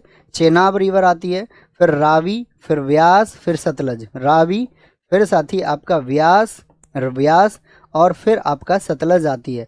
ये दक्षिण से उत्तर की तरफ, ये दक्षिण से उत्तर की तरफ हो गया, और ये उत्तर से दक्षिण यानी कि नॉर्थ से साउथ की तरफ हो गया। अब आप मुझे बताओ, वो नदियां, भारत की ज़्यादातर नदियां आपका बंगाल की खाड़ी में गिरती हैं। तो अरब सागर इधर क्या है? इधर है आपका Arabian sea, A for apple और B फॉर बॉय, ठीक है। तो इधर बंगाल की खाड़ी है, बे ऑफ बंगाल, और इधर है अरब सागर। तो ज़्यादातर बंगाल की खाड़ी में गिरती है, जैसे गंगा जी हो गई, यमुना आपका सहायक नदी है। अरब सागर में गिरने वाली नदियां कौन कौन सी हैं? अरब सागर में, तो अरब सागर में जो गिरती हैं, अरब सागर में उनका क्रम, अरब सागर में गिरने वाली कौन कौन सी नदियां हैं? अरब सागर में जो गिरने वाली हैं, इन नदियों में प्रमुख नदियां होती हैं आपकी तापी है, तापी नदी है, ठीक है, ऊपर सिंधु पहले ही गिर जाती है, तापी, सिंधु नदी गिरती है, तापी हो गई आपका, तापी, पूर्णा होती है, नर्मदा होती है, नर्मदा, तापी, ठीक है, और आपका साबरमती नदी है, साबरमती नदी है, साबरमती नदी। नर्मदा और तापी क्या है नदियां? ये वैसे भी आपका क्या बहती हैं? सारी नदियां भारत में किस दिशा में बहती हैं? आप अपने पास कोई नदी देखो, आपके गांव के पास कोई नदी हो, तो आप कहेंगे भैया उसके बहने की दिशा जो है, जिधर सूरज छिपता है, जिधर सूरज निकलता है, उस तरफ को वो बहती है। यस और नो? अरे सोच के बसो, अपने पास गांव के पास कोई बड़ी नदी सोचो, वो किधर बह रही होगी? तो आप कहोगे जिधर सूरज छिपता है उधर से, जिधर सूरज निकलता है उधर, यानी पश्चिम से पूर्व सब नदियां बहती हैं। लेकिन नर्मदा और तापी ऐसी नदियां हैं जो पूर्व से पश्चिम बहती हैं। क्या बोलोगे? पूर्व से पश्चिम बहती हैं, ये हमको पता होना चाहिए। ईस्ट टू वेस्ट वो फ्लो करती हैं। निम्नलिखित में से कौन सा युग्म सही सुमेलित नहीं है? कोयना बांध क्या कोयना नदी पर है? हाँ जी, कोयना नदी पर, कहाँ पर? आपका महाराष्ट्र में है। कहाँ पर? महाराष्ट्र में। MH for Maharashtra, number plate लिखते हैं। उकाई की बात करेंगे, ये तापी नदी पर है, कहाँ पर? आपका गुजरात में है, एकदम ठीक। माता टीला बेतवा पर, यूपी में है। और मेटूर बांध की बात करें तो वो कंसावती पर नहीं है, कावेरी पर है। कहाँ पर है? वो आपका कावेरी नदी पर है, कावेरी। आप मुझे बताओ, टिहरी बांध किस नदी पर है? टिहरी बांध जो कि भारत का सबसे ऊंचा बांध है, 260 मीटर का सबसे ऊंचा बांध है, और ये है आपका भागीरथी नदी पर। राज्य कौन सा है? भागीरथी नदी पर ये आपका स्थित है। कहाँ पर है? उत्तराखंड में है, उत्तराखंड में स्थित है। हीराकुंड बांध बताओ, भारत का सबसे लंबा बांध है हीराकुंड क्या बांध है? सबसे लंबा बांध है, और ये किस नदी पर है? आपका महानदी पर है। कहाँ पर है? महानदी पर है। कहाँ पर है? ओडिशा में है। कहाँ पर है? ओडिशा में ये स्थित है। अलमाटी बांध बताओ किस नदी पर है? अलमाटी बांध भैया कृष्णा नदी पर पड़ता है। कहाँ पर? अलमाटी कृष्णा नदी पर है आपका। अलमाटी कहाँ पर है? कर्नाटक में है। कहाँ पर है? कर्नाटक में है। बगलिहार बताओ मुझे फटाफट से, बगलिहार जो डैम है वो किस नदी पर है? बगलिहार की अगर बात करते हैं हम आपसे जम्मू कश्मीर में, वो चिनाब पर है। बगलिहार कहाँ पर है? वो भैया जी चिनाब पर है, चिनाब। और चिनाब पर कहाँ पर? आपका जम्मू और कश्मीर में है। श्री सैलम बांध बताओ कहाँ पर है? श्री सैलम बहुत पूछा जाता है। ये भैया कृष्णा रिवर पर है, कृष्णा रिवर पर है, कृष्णा रिवर पर है आपका, कृष्णा रिवर पर। और कहाँ पर है? आंध्र प्रदेश में है। कहाँ पर है? आंध्र प्रदेश में है, आंध्र प्रदेश में है। इडुक्की की बात करेंगे, इडुक्की बांध किस रिवर पर है? इडुक्की आपका पेरियार नदी पर है। क्या बोलोगे? पेरियार नदी पर है, पेरियार नदी पर है आपका, केरल में है, केरल में। पोंग बांध पूछा जाता है जो कि व्यास नदी पर है। पोंग डैम कहाँ पर है? व्यास नदी पर है, व्यास नदी पर। और कहाँ पर है? हिमाचल प्रदेश में है, हिमाचल प्रदेश में। पोंग बांध, पोंग बांध। भाखड़ा नागल आप मुझे बताओ, भाखड़ा नागल है, भाखड़ा के साथ में आपका नाथपा झाकरी भी है। क्या बोलोगे? नाथपा झाकरी, नाथपा झाकरी भी है। ये सब सतलुज नदी पर हैं। और सतलुज नदी पर कहाँ पर है? ये हिमाचल प्रदेश में ही है। क्या बोलोगे? हिमाचल प्रदेश में, हिमाचल प्रदेश कहें या फिर आप कहें कि पंजाब क्षेत्र में आपका स्थित है। ठीक है। सूची एक को सूची दो से मिलाइए। क्या बोलेंगे? सूची एक को सूची दो से मिलाइए। बरकाना, क्या बोलेंगे? बरकाना मतलब बहकाना, और बहकाना मतलब नाटक करना, कर्नाटक में है। कंधे पे धर के उड़ चली, कंधा धर उड़ चली। क्या बोलोगे? आपका वांझाचल हो गया आपका पलानी। हिमा और आंचल दोनों बहुत शरारती, उनके पास बहुत प्लान है, प्लान है। वांझाचल क्या बोलोगे? चल और रल एक जैसे हैं, वांझाचल और रल। याद रखेंगे भैया इसको। क्या बोलेंगे? बहकाना, नाटक करना। चार, चार से शुरुआत कर दो, सॉरी चार दो में है। और कंधे पे धर के उड़ चली, चार तीन। क्या बोलोगे? चार तीन एक दो, चार तीन एक दो। बहुत इंपॉर्टेंट है। ये क्या पूछ रहा है? भारत के आपसे वाटरफॉल पूछ रहा है, तो वाटरफॉल आज पढ़ लेंगे। बताइए भारत का सबसे ऊंचा वाटरफॉल कौन सा है? भारत का सबसे ऊंचा कौन सा है? इंडिया का सबसे ऊंचा, भारत के वाटरफॉल की बात चल रही है, इंडिया का। तो इंडिया का है आपका कुंचिकल। कितनी है भैया? कितनी हाइट है उसकी? 455 मीटर है। कितनी है? 455 मीटर है। किस रिवर पर है? आपका वाराही रिवर पर है। वाराही, वाराही नदी पर है आपका, शिमोगा जिले में। नादी लिख दिया मैंने, नदी को। वाराही नदी पर। कैसे कोई शब्द गलत लिख जाए ना, वाराही नदी पर, राइटिंग तो अपनी उल्टी सीधी है। वाराही नदी पर, शिमोगा जिले में। क्या बोलोगे? शिमोगा नदी पर। अच्छा मेरी राइटिंग है कैसी? सही सही बताओ। मतलब यार यहाँ तो स्पीड में लिखना पड़ता है, लेकिन तुम विश्वास नहीं करोगे, सही में बहुत अच्छी राइटिंग है मेरी। आप कागज पे पेन से लिखा हुआ देख लोगे तो तुम ये कहोगे भैया ये इसी टाइपिंग से ज़्यादा अच्छी सुंदर लग रही है। क्या बोलोगे? सबसे ऊंचा इंडिया में। और दुनिया की बात करते हैं, वर्ल्ड में कौन है सबसे ऊंचा? वर्ल्ड में है आपका, क्या बोलोगे? वो पड़ता है आपका एंजिल, एंजिल। उसकी हाइट तो बहुत ज़्यादा है। एंजिल, एंजिल कहाँ पर है? वेनेजुएला में, वेनेजुएला में। कितनी हाइट है भैया इसकी? 979 मीटर, 979 मीटर। वहां पर पड़ता है कैनाइमा, कैनाइमा नेशनल पार्क है, उसमें ये स्थित है। किसमें है? कैनाइमा, कैनाइमा नेशनल पार्क में ये स्थित है। आज का आपको टारगेट एक और मिला है, 10 मिनट में आप भारत के जो जलप्रपात है उनकी जो स्थिति है उसको पढ़ोगे। कौन सा जलप्रपात कहाँ पर है, कौन सा जलप्रपात कहाँ पर है। और जैसे मैंने दे दिया ना भारत के जलप्रपात, तो अभी आप मान के चलो नोट्स लिख रहे हैं, तो जो वहां पर महत्वपूर्ण आपको लगे 8-10 लिख लिया करो। तो 8-10 यहाँ पर जो है लाइन छोड़ दिया करो कि भैया ने बोला यहाँ टॉपिक है, रिवीजन है, तो आपको याद रहेगा यहाँ लिखना। फिर एग्जाम टाइम पर ऐसे एक एक बार उसको पढ़ लेना। एग्जाम टाइम क्या है? मतलब कि जैसे 4-5 क्लास हो जाए तो 4-5 क्लास का इकट्ठे पढ़ लेना। ठीक है, बोलेंगे फटाफट से आगे आएंगे।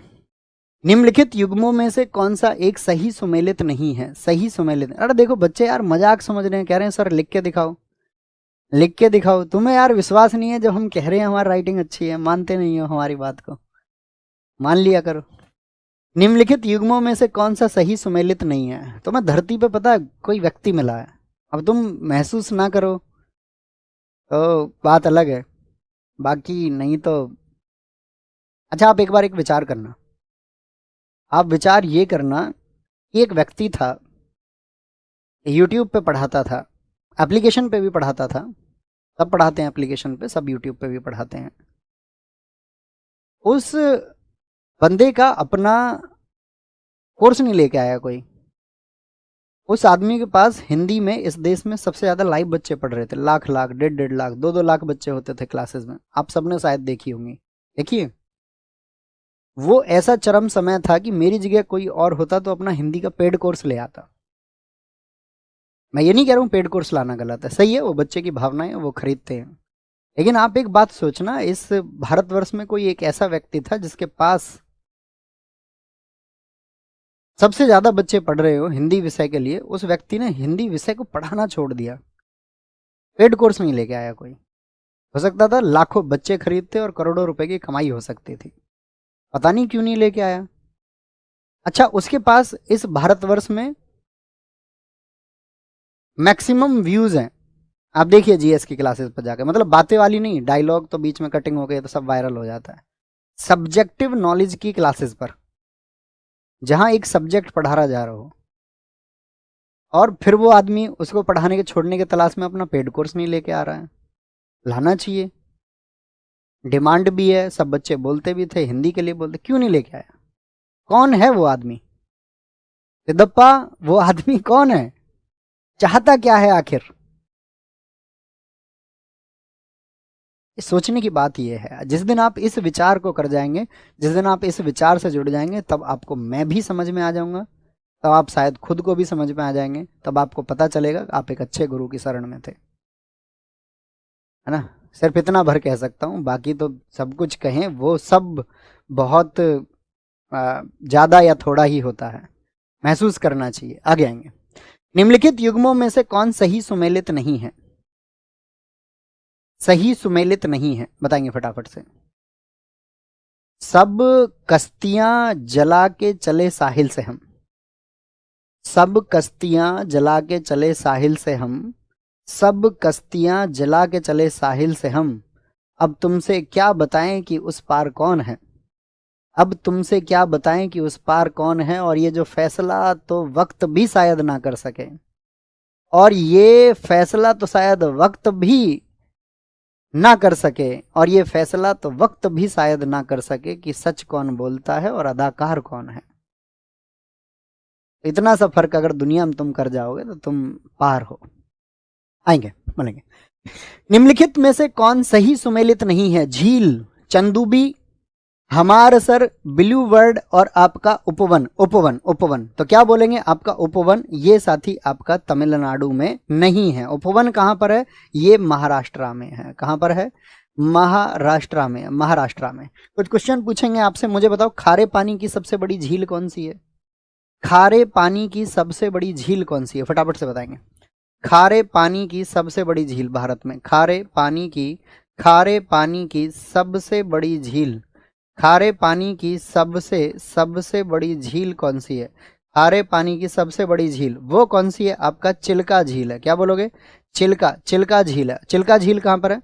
चिल्का झील आपका ये उड़ीसा में है। किस पक्षी के लिए जानी जाती है? राजहंस पक्षी के लिए जानी जाती है। किसके लिए? राजहंस पक्षी के लिए। राजहंस पक्षी के लिए ये जानी जाती है। दूसरी सबसे बड़ी बताओ, सेकंड कौन सी है? ये तो फर्स्ट है सबसे बड़ी। सेकंड पर जो आती है, सेकंड पर आती है आपका पोलिकट। पोलिकट कहां पर है? तमिलनाडु और आंध्र प्रदेश पर है। कहां पर है? तमिलनाडु प्लस आंध्र प्रदेश पर है। आंध्र प्रदेश, तमिलनाडु और आंध्र प्रदेश में, आंध्र प्रदेश में। मुझे बताओ मीठे पानी की सबसे बड़ी झील कौन सी है? मीठे पानी की सबसे बड़ी झील, मीठे पानी की सबसे बड़ी झील, मीठे पानी की सबसे बड़ी झील, मीठे पानी की सबसे बड़ी झील वुलर झील। वुलर झील जम्मू एंड कश्मीर में है। जम्मू एंड कश्मीर में। दुनिया की सबसे गहरी झील बताओ कौन सी है? दुनिया की सबसे गहरी झील कौन सी है? दुनिया की सबसे गहरी झील कौन सी है? सबसे गहरी झील वो है बैकाल झील। कहाँ की है? किस देश में है बैकाल झील? बैकाल झील ये आपका रूस में है। कहाँ पर है? रूस में है। भारत की सबसे लंबी झील बताओ कौन सी है? भारत की सबसे लंबी झील कौन सी है? तो लॉन्गेस्ट लेक ऑफ इंडिया वो है बेम्बांद। कितनी लंबाई है? 97 किलोमीटर बेम्बांद झील है। कौन सी है? बेम्बांद झील। कहाँ पर पड़ती है बेम्बांद झील? केरल में है। क्या बोलोगे? केरल में। मुझे बताओ अनसुपा झील कहाँ पर स्थित है भारत में? अनसुपा जो लेक है, अनसुपा जो झील है ये उड़ीसा में स्थित है। क्या बोलोगे? ओडिशा में स्थित है, ओडिशा में, ठीक है। एशिया की सबसे बड़ी आपका कृत्रिम झील बताओ कौन सी है? एशिया की सबसे बड़ी कृत्रिम झील कौन सी है?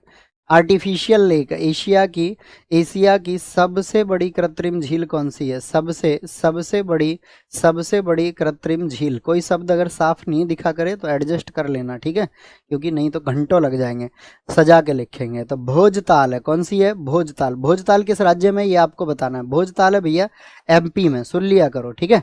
अंचार, अंचार कहाँ पर है आपका? ये जम्मू एंड कश्मीर में है, जम्मू एंड कश्मीर में है। अष्टमुडी की बात करें, अष्टमुडी कहाँ पर है? अष्टमुडी ये आपका साथी केरल में है। कहाँ पर है अष्टमुडी? ये केरल में है। कहाँ पर? केरल में। लोकटक कहाँ पर है आपका बताओगे? लोकटक ये साथी आपका मणिपुर में है। क्या बोलेंगे? मणिपुर में है। लोनार कहाँ पर है? लोनार जो एक क्षुद्र ग्रह के टकराने से बनी थी, महाराष्ट्र में है। नक्की झील बताओ कहाँ पर है? नक्की झील, तो नक्की है आपका राजस्थान में। क्या बोलोगे? राजस्थान में। हुसैन सागर बताओ कहाँ पर है? हुसैन सागर झील, हुसैन सागर झील। एक बार झीलों के बारे में आज पढ़ना। क्या बोलोगे? तेलंगाना में है। कहाँ पर है? तेलंगाना में है।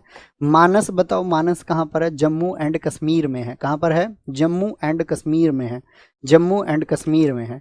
भारत की सकल घरेलू उत्पाद जीडीपी में सर्वाधिक योगदान देने वाला क्षेत्र कौन सा है? बोलेंगे, ऊपर दिखाओ।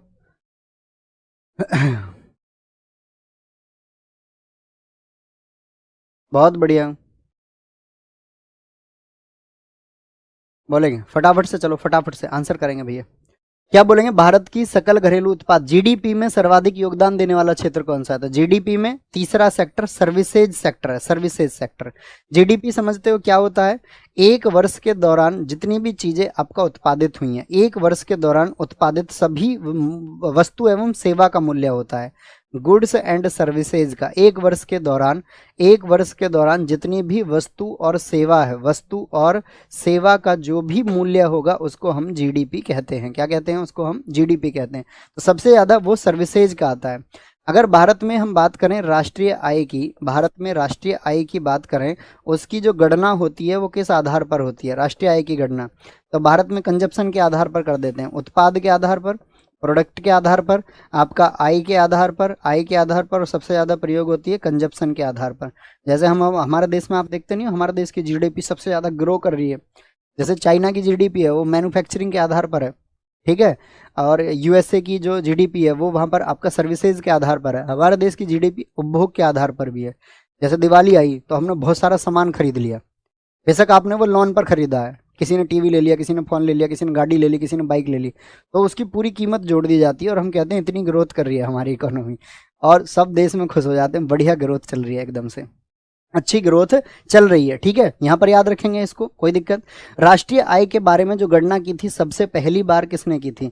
सबसे पहली बार किसने गणना की? बताएंगे भी फटाफट से। सबसे पहली बार किसने गणना की थी? सबसे पहली बार राष्ट्रीय आय की गणना जो सबसे पहली बार की थी वो किसने की थी? तो सबसे पहली बार ये की दादा भाई नौरोजी ने, जिनको grand old man of India कहते थे, भारत का वयोवृद्ध पुरुष कहते थे। कौन सी बुक लिखी थी दादा भाई नौरोजी ने? इनकी बुक का नाम क्या था? Poverty and un-British rule in India. कितने रुपए बताई थी इन्होंने? Poverty and un-British rule in India, poverty and un-British rule in India. ये किसकी बुक है? ये दादा भाई नौरोजी की बुक है। और पहली बार अगर पूछे तो इन्होंने लगभग 20 रुपए बताई थी। कितनी? 20 रुपए बताई थी। कब बताई थी? 1867-68 में बताई थी, 1867-68 में। कभी भी पूछे poverty and un-British rule in India, ये इन्होंने कब लिखी थी? ये इन्होंने 1901 में लिखी। इसी किताब में इन्होंने दी थी ड्रेन थ्योरी, ठीक है, ड्रेन ऑफ वेल्थ जिसको हम कहते हैं, यानी कि धन के बहिर्गमन का सिद्धांत, यानी कि धन इस देश से अंग्रेजों ने कैसे लूटा, इस सब सिद्धांत को दादा भाई नौरोजी ने बताया था। पहली वैज्ञानिक गणना किसने की? वी के वी आर राव। सर जी झील किसे कहते हैं? बेटा इतनी लेट क्यों पूछ रहा है? इतनी लेट क्यों पूछ रहा? तुम्हें तो ये पूछना चाहिए जी, दादा भाई नौरोजी दादा किसे कहते हैं जी, भाई किसे कहते हैं जी, पॉवर्टी क्या होता है जी, रुपया क्या होता है, दो क्या है, जीरो क्या है, पहला क्या होता है?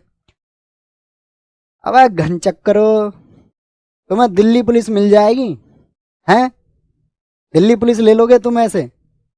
तुम्हें ऐसे बिल्ली पुलिस भी नहीं मिलेगी, बिल्लियों वाली पुलिस में भी भर्ती नहीं हो सकते तुम ऐसे। दिल्लियों वाली की तो बात छोड़ दो, जिनके चक्कर में हो तुम। सीख जाओगे, कोई बात नहीं, धीरे धीरे। सकल राष्ट्रीय उत्पाद जीएनपी की सही व्याख्या की पहचान करें। सही पहचान करें, सही पहचान। भारतीयों द्वारा देश और विदेश में अर्जित आय, जीएनपी क्या ये होती है, मतलब इसमें शामिल क्या होता है, ये तो अधूरी बात हो गई। भारतीय द्वारा भारत के भीतर, भारत में विदेशियों की आय, भारतीयों द्वारा देश और विदेश में अर्जित आय, पर ये अधूरा सा लग रहा है। देखो ये तो कॉमन, पूरा तो ऐसे हो सकता है। जीएनपी में क्या वो जोड़ा जाता है, ग्रॉस डोमेस्टिक प्रोडक्ट, एक साल में उत्पादित सभी वस्तुओं एवं सेवाओं का मूल्य, और उसमें जोड़े हम भारतीयों द्वारा देश और विदेश में अर्जित आय।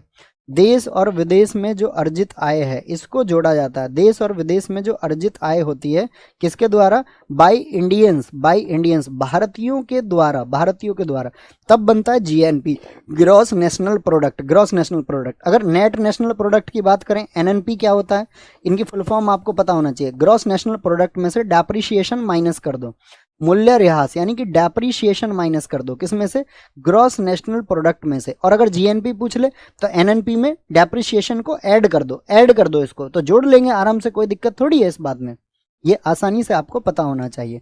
जीडीपी तो जानते होगे ना आप, जीडीपी का क्या फॉर्मूला होता है, जीडीपी का बताओ फटाफट से। एक वर्ष में जितनी भी आपकी उत्पादित आय होती है, वस्तुएं एवं सेवाओं का जो मूल्य होता है, प्लस में क्या होता है उसमें आपका, अगर उसका फॉर्मूला देखते हैं हम, बोलेंगे उसमें से क्या करते हैं, जो भारत में आय आती है उसको जोड़ देते हैं, और जो भारत से बाहर जाती है उसको घटा देते हैं, उसको क्या कर देते हैं हम, घटा देते हैं। बहुत बढ़िया, वेरी गुड। नेक्स्ट है 2001 से 1 के दौरान नाबार्ड में कोष के साथ में सूक्ष्म वित्त विकास निधि की स्थापना की थी। माइक्रो फाइनेंस डेवलपमेंट फंड, इसको बोलते हैं एमएफडीएफ। क्या बोलते हैं, एमएफडीएफ। नाबार्ड के लिए कितने राशि में बना, 100 करोड़ रुपए में। देखिए ये नाबार्ड की नहीं है, अगर पूछे आपसे नाबार्ड की पूंजी, नाबार्ड कितनी कैपिटल के साथ में बना था, वो बात अलग है, लेकिन है 100 ही। नाबार्ड की जो कैपिटल थी वो भी कितनी थी, नाबार्ड की कैपिटल थी आपका 100 करोड़। इस क्वेश्चन को एक जैसा मत समझ लेना, ये पूछ रहा है सूक्ष्म वित्त विकास के लिए भी कितने रुपए रखे गए थे, 100 रुपए। नाबार्ड जो बना था ये किस समिति की सिफारिश पर बना था, तो शिवरामन समिति की सिफारिश पर। कौन सी, शिवरामन समिति, जो कि आपका 1979 की थी, उसकी रिपोर्ट पर, 1979 की रिपोर्ट पर इसको बनाया गया था। इसके लिए जो एक्ट आया था वो 1981 में आया था, और 12 जुलाई 1982 को, 12 जुलाई 1982 को इसको क्या कर दिया गया था, इस्टेब्लिश कर दिया गया था। और इसका हेडक्वार्टर कहाँ पर है, वो मुंबई में है। कहाँ पर है हेडक्वार्टर, मुंबई में है। ठीक है, एक डेट पूछी जाती है बहुत अच्छी, इंदिरा गांधी जी द्वारा नाबार्ड देश को समर्पित कब किया गया था। इंदिरा गांधी जी द्वारा नाबार्ड जो है, नाबार्ड इंदिरा गांधी द्वारा देश को समर्पित, किस डेट को किया गया था, उसको डिवोटेड टू कंट्री कर दिया गया देश के लिए, तो वो थी डेट 5 नवंबर 1982। क्या बोलोगे, 5 नवंबर 1982 थी। नाबार्ड के मुझे बताओ वर्तमान में अध्यक्ष कौन है, वर्तमान में अध्यक्ष अगर बदले, देखो अगर कोई अध्यक्ष यदि बदल जाए, ठीक है, तो वो आप करंट अफेयर्स में आप जानते हैं, मैं जानता हूं अभी श्री साजी केवी को। क्या ये बदल गए हैं, एक बार देखना शुभम भाई, श्री साजी केवी को। ठीक है, ऐसी कुछ संस्थाएं हैं, SEBI, securities and exchange board of India, SEBI की स्थापना कब हुई थी, ये 12 अप्रैल 1988 को हुई, 12 अप्रैल 1988 को हुई। कहाँ पर हेडक्वार्टर है सेबी का, तो मुंबई में है। कहाँ पर है, मुंबई में है। सिडबी आप मुझे बताओ, small industrial development bank of India, क्या बोलोगे, small industrial development bank of India, बोलेंगे अभी फटाफट से, सारे लोग आंसर करें, सारे लोगों का आंसर आना चाहिए। तो क्या बोलेंगे, सिडबी की स्थापना जो हुई है small industrial development of India की, डेवलपमेंट बैंक ऑफ इंडिया की, 2 अप्रैल 1990 को हुई है, 2 अप्रैल 1990 को। कहां पर, लखनऊ में हुई है। कहां पर हुई है, लखनऊ में हुई है। Export import bank of India, EXIM bank जिसको हम बोलते हैं, ये आपका 1982 में बना था। कहां पर, मुंबई में। आज इन तीनों की स्टडी आपको करनी है अच्छे से, इनके बारे में और क्या क्या फैक्ट थे ये सब आपको पता होना चाहिए। भैया भारत की कृत्रिम झील शायद हमने गलती से लिख दी है, गलत। एशिया की सबसे बड़ी कृत्रिम झील हमने आपको बताया ये है भोजताल एमपी। भोजताल नहीं है, मुझे भोजताल ध्यान है यार, एशिया की। तो मतलब भोजताल तो फिर भारत की हो गई, और भारत की सबसे बड़ी, हाँ हाँ हाँ हाँ हाँ सही बात एकदम से, गोविंद बल्लभ पंत सागर होगी, गोविंद बल्लभ पंत सागर। कौन सी होगी, गोविंद भैया इसको वापस करें और थम्स अप करें। एक बार गोविंद बल्लभ पंत सागर, गोविंद बल्लभ पंत सागर जो झील है, गोविंद बल्लभ पंत सागर झील एशिया की सबसे बड़ी झील है, जो कि कहाँ पर है, यूपी के सोनभद्र जिले में पड़ती है, यूपी के सोनभद्र जिले में पड़ती है। सबसे बड़ी कृत्रिम झील यही है। जो रिहंद बांध है ना हमारा, रिहंद बांध, उसका पानी इसमें इकट्ठा होता है। ठीक है, कोई दिक्कत, कोई परेशानी? आगे आएंगे वापस। माइक्रो फाइनेंसिंग जो साथी आपको, माइक्रो फाइनेंसिंग ये एक ही वर्ड है, गलत लिख गया थोड़ा, माइक्रो फाइनेंसिंग, फाइनेंसिंग शब्द का पहली बार 1970 के दशक में बांग्लादेश के ग्रामीण बैंक के विकास के दौरान किया गया, जिसकी स्थापना किसके द्वारा की गई थी? तो ग्रामीण बैंक की स्थापना हुई मोहम्मद यूनुस के द्वारा। मोहम्मद यूनुस, जिनको नोबेल पुरस्कार मिला था, किसके लिए? शांति का नोबेल पुरस्कार मिला था इनको 2006 में। किसके लिए? शांति का। नोबेल पुरस्कार पाने वाले पहले बांग्लादेशी भी ये बने थे। एडम स्मिथ, जिनको एडम स्मिथ कहते हैं, एडमा स्मिथ नहीं है ये, एडम स्मिथ है, Adam, Adam Smith, Adam, Adam Smith, इनकी किताब क्या है? इनको फादर ऑफ इकोनॉमिक्स बोलते हैं, नहीं बोलते? हाँ जी बताएंगे। इनको फादर ऑफ इकोनॉमिक्स कहा जाता है, यानी कि इनको अर्थशास्त्र के पिता कहा जाता है। इन्होंने एक किताब लिखी थी द वेल्थ ऑफ नेशंस। मुझे बताओ वो किस ईयर में लिखी?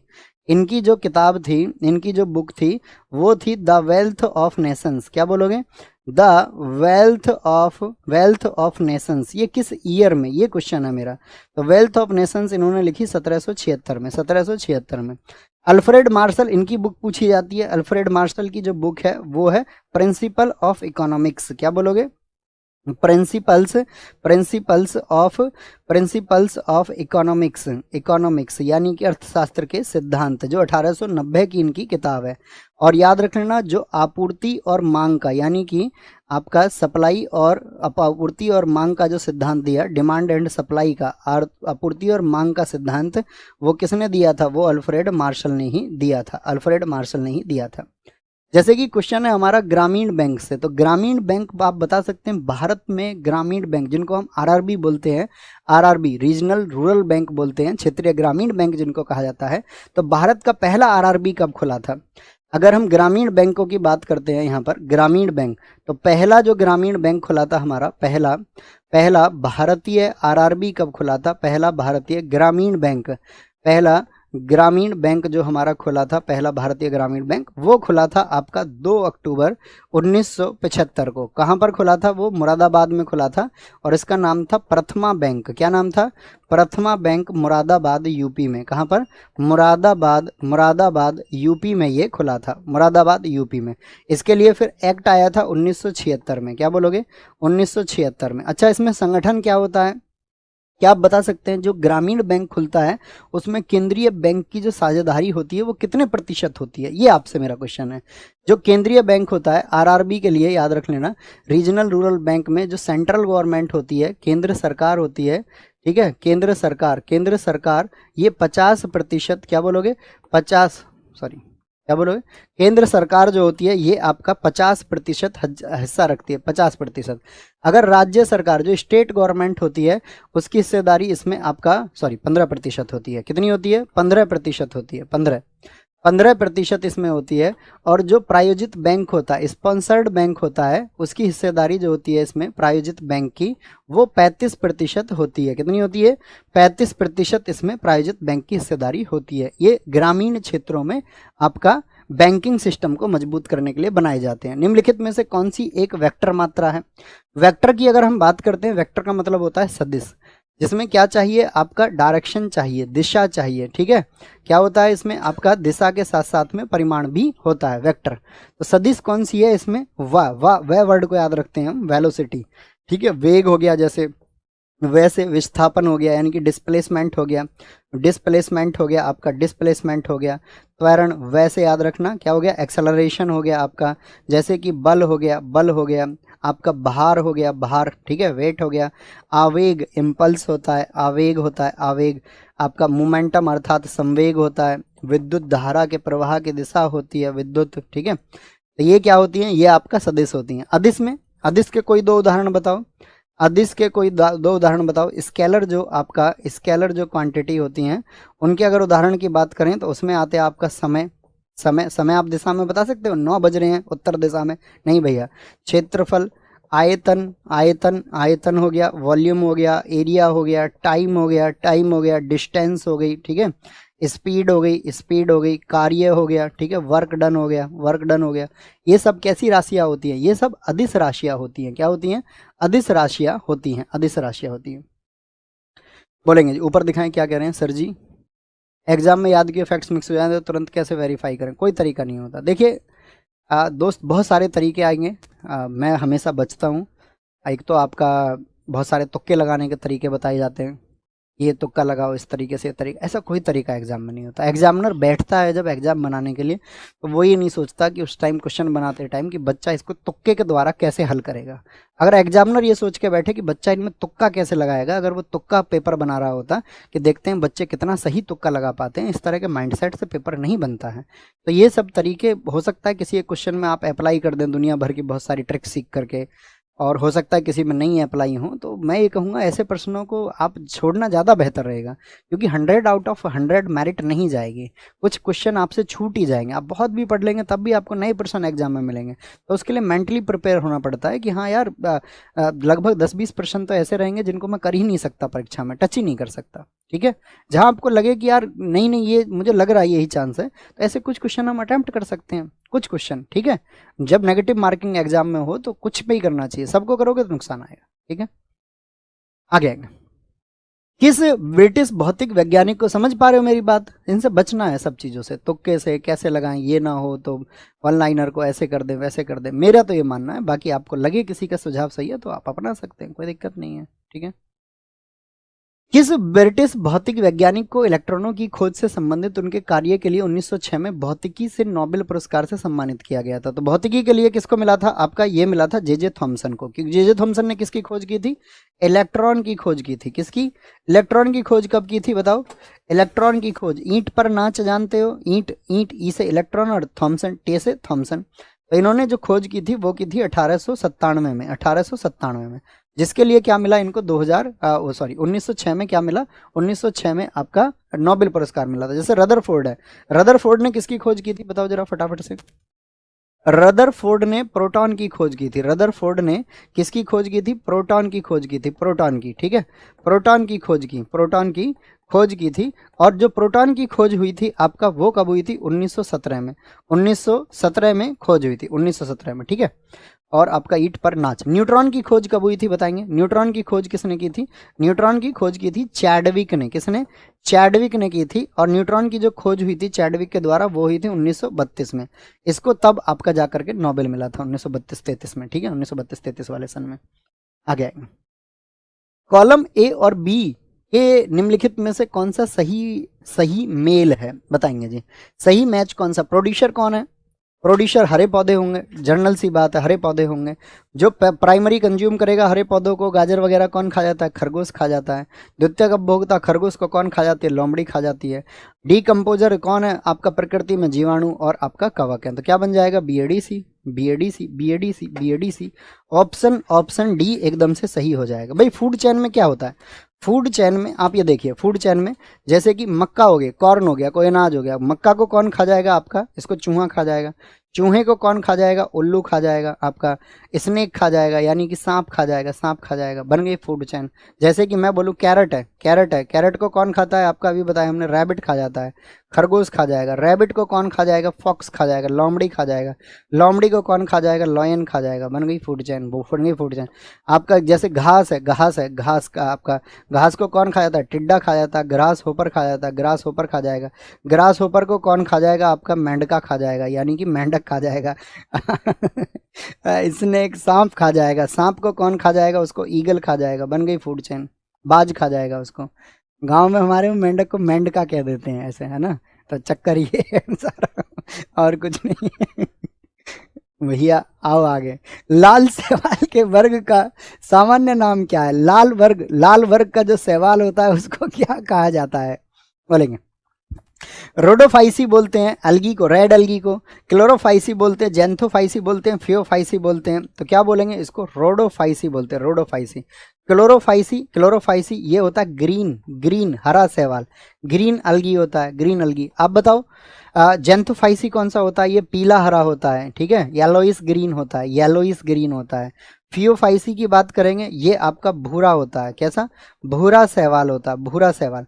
और जो शैवाल का अध्ययन हम करते हैं वो किसमें होता है, शैवाल का अध्ययन, स्टडी ऑफ एल्गी, शैवाल का जो अध्ययन होता है, स्टडी ऑफ एल्गी जो होता है, शैवाल का जो अध्ययन होता है वो होता है साथी आपका फाइकोलॉजी में, किसमें, फाइकोलॉजी में इसका अध्ययन किया जाता है।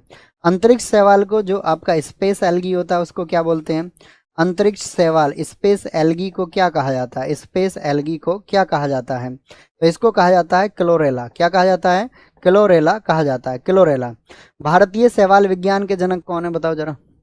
जो आपका इंडियन अलगी साइंस है, भारतीय शैवाल विज्ञान के जनक कौन है, इंडियन जो आपका अलगी साइंस है, भारतीय शैवाल विज्ञान, इसके जनक कौन है, इसके जनक है एमओपी आयंगर। क्या है, एमओपी आयंगर भारतीय शैवाल विज्ञान के पिता हैं। कौन है, भारतीय शैवाल विज्ञान के पिता हैं।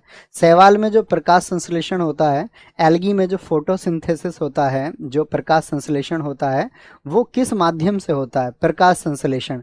तो प्रकाश संश्लेषण यहाँ पर होता है आपका संश्लेषण, प्रकाश संश्लेषण ये होता है साथी आपका क्लोरोफिल से। किससे होता है, क्लोरोफिल से होता है, ठीक है। और जो शैवाल होता है ये क्या प्रोड्यूस करता है, ये आपका आयोडीन को प्रोड्यूस करता है। बहुत बार पूछा जाता है, क्या, आयोडीन को ये प्रोड्यूस करता है, आयोडीन को। कोई दिक्कत, कोई परेशानी? आज तो शायद 1.5 घंटे में क्लास हो गई, कितनी देर हुई है?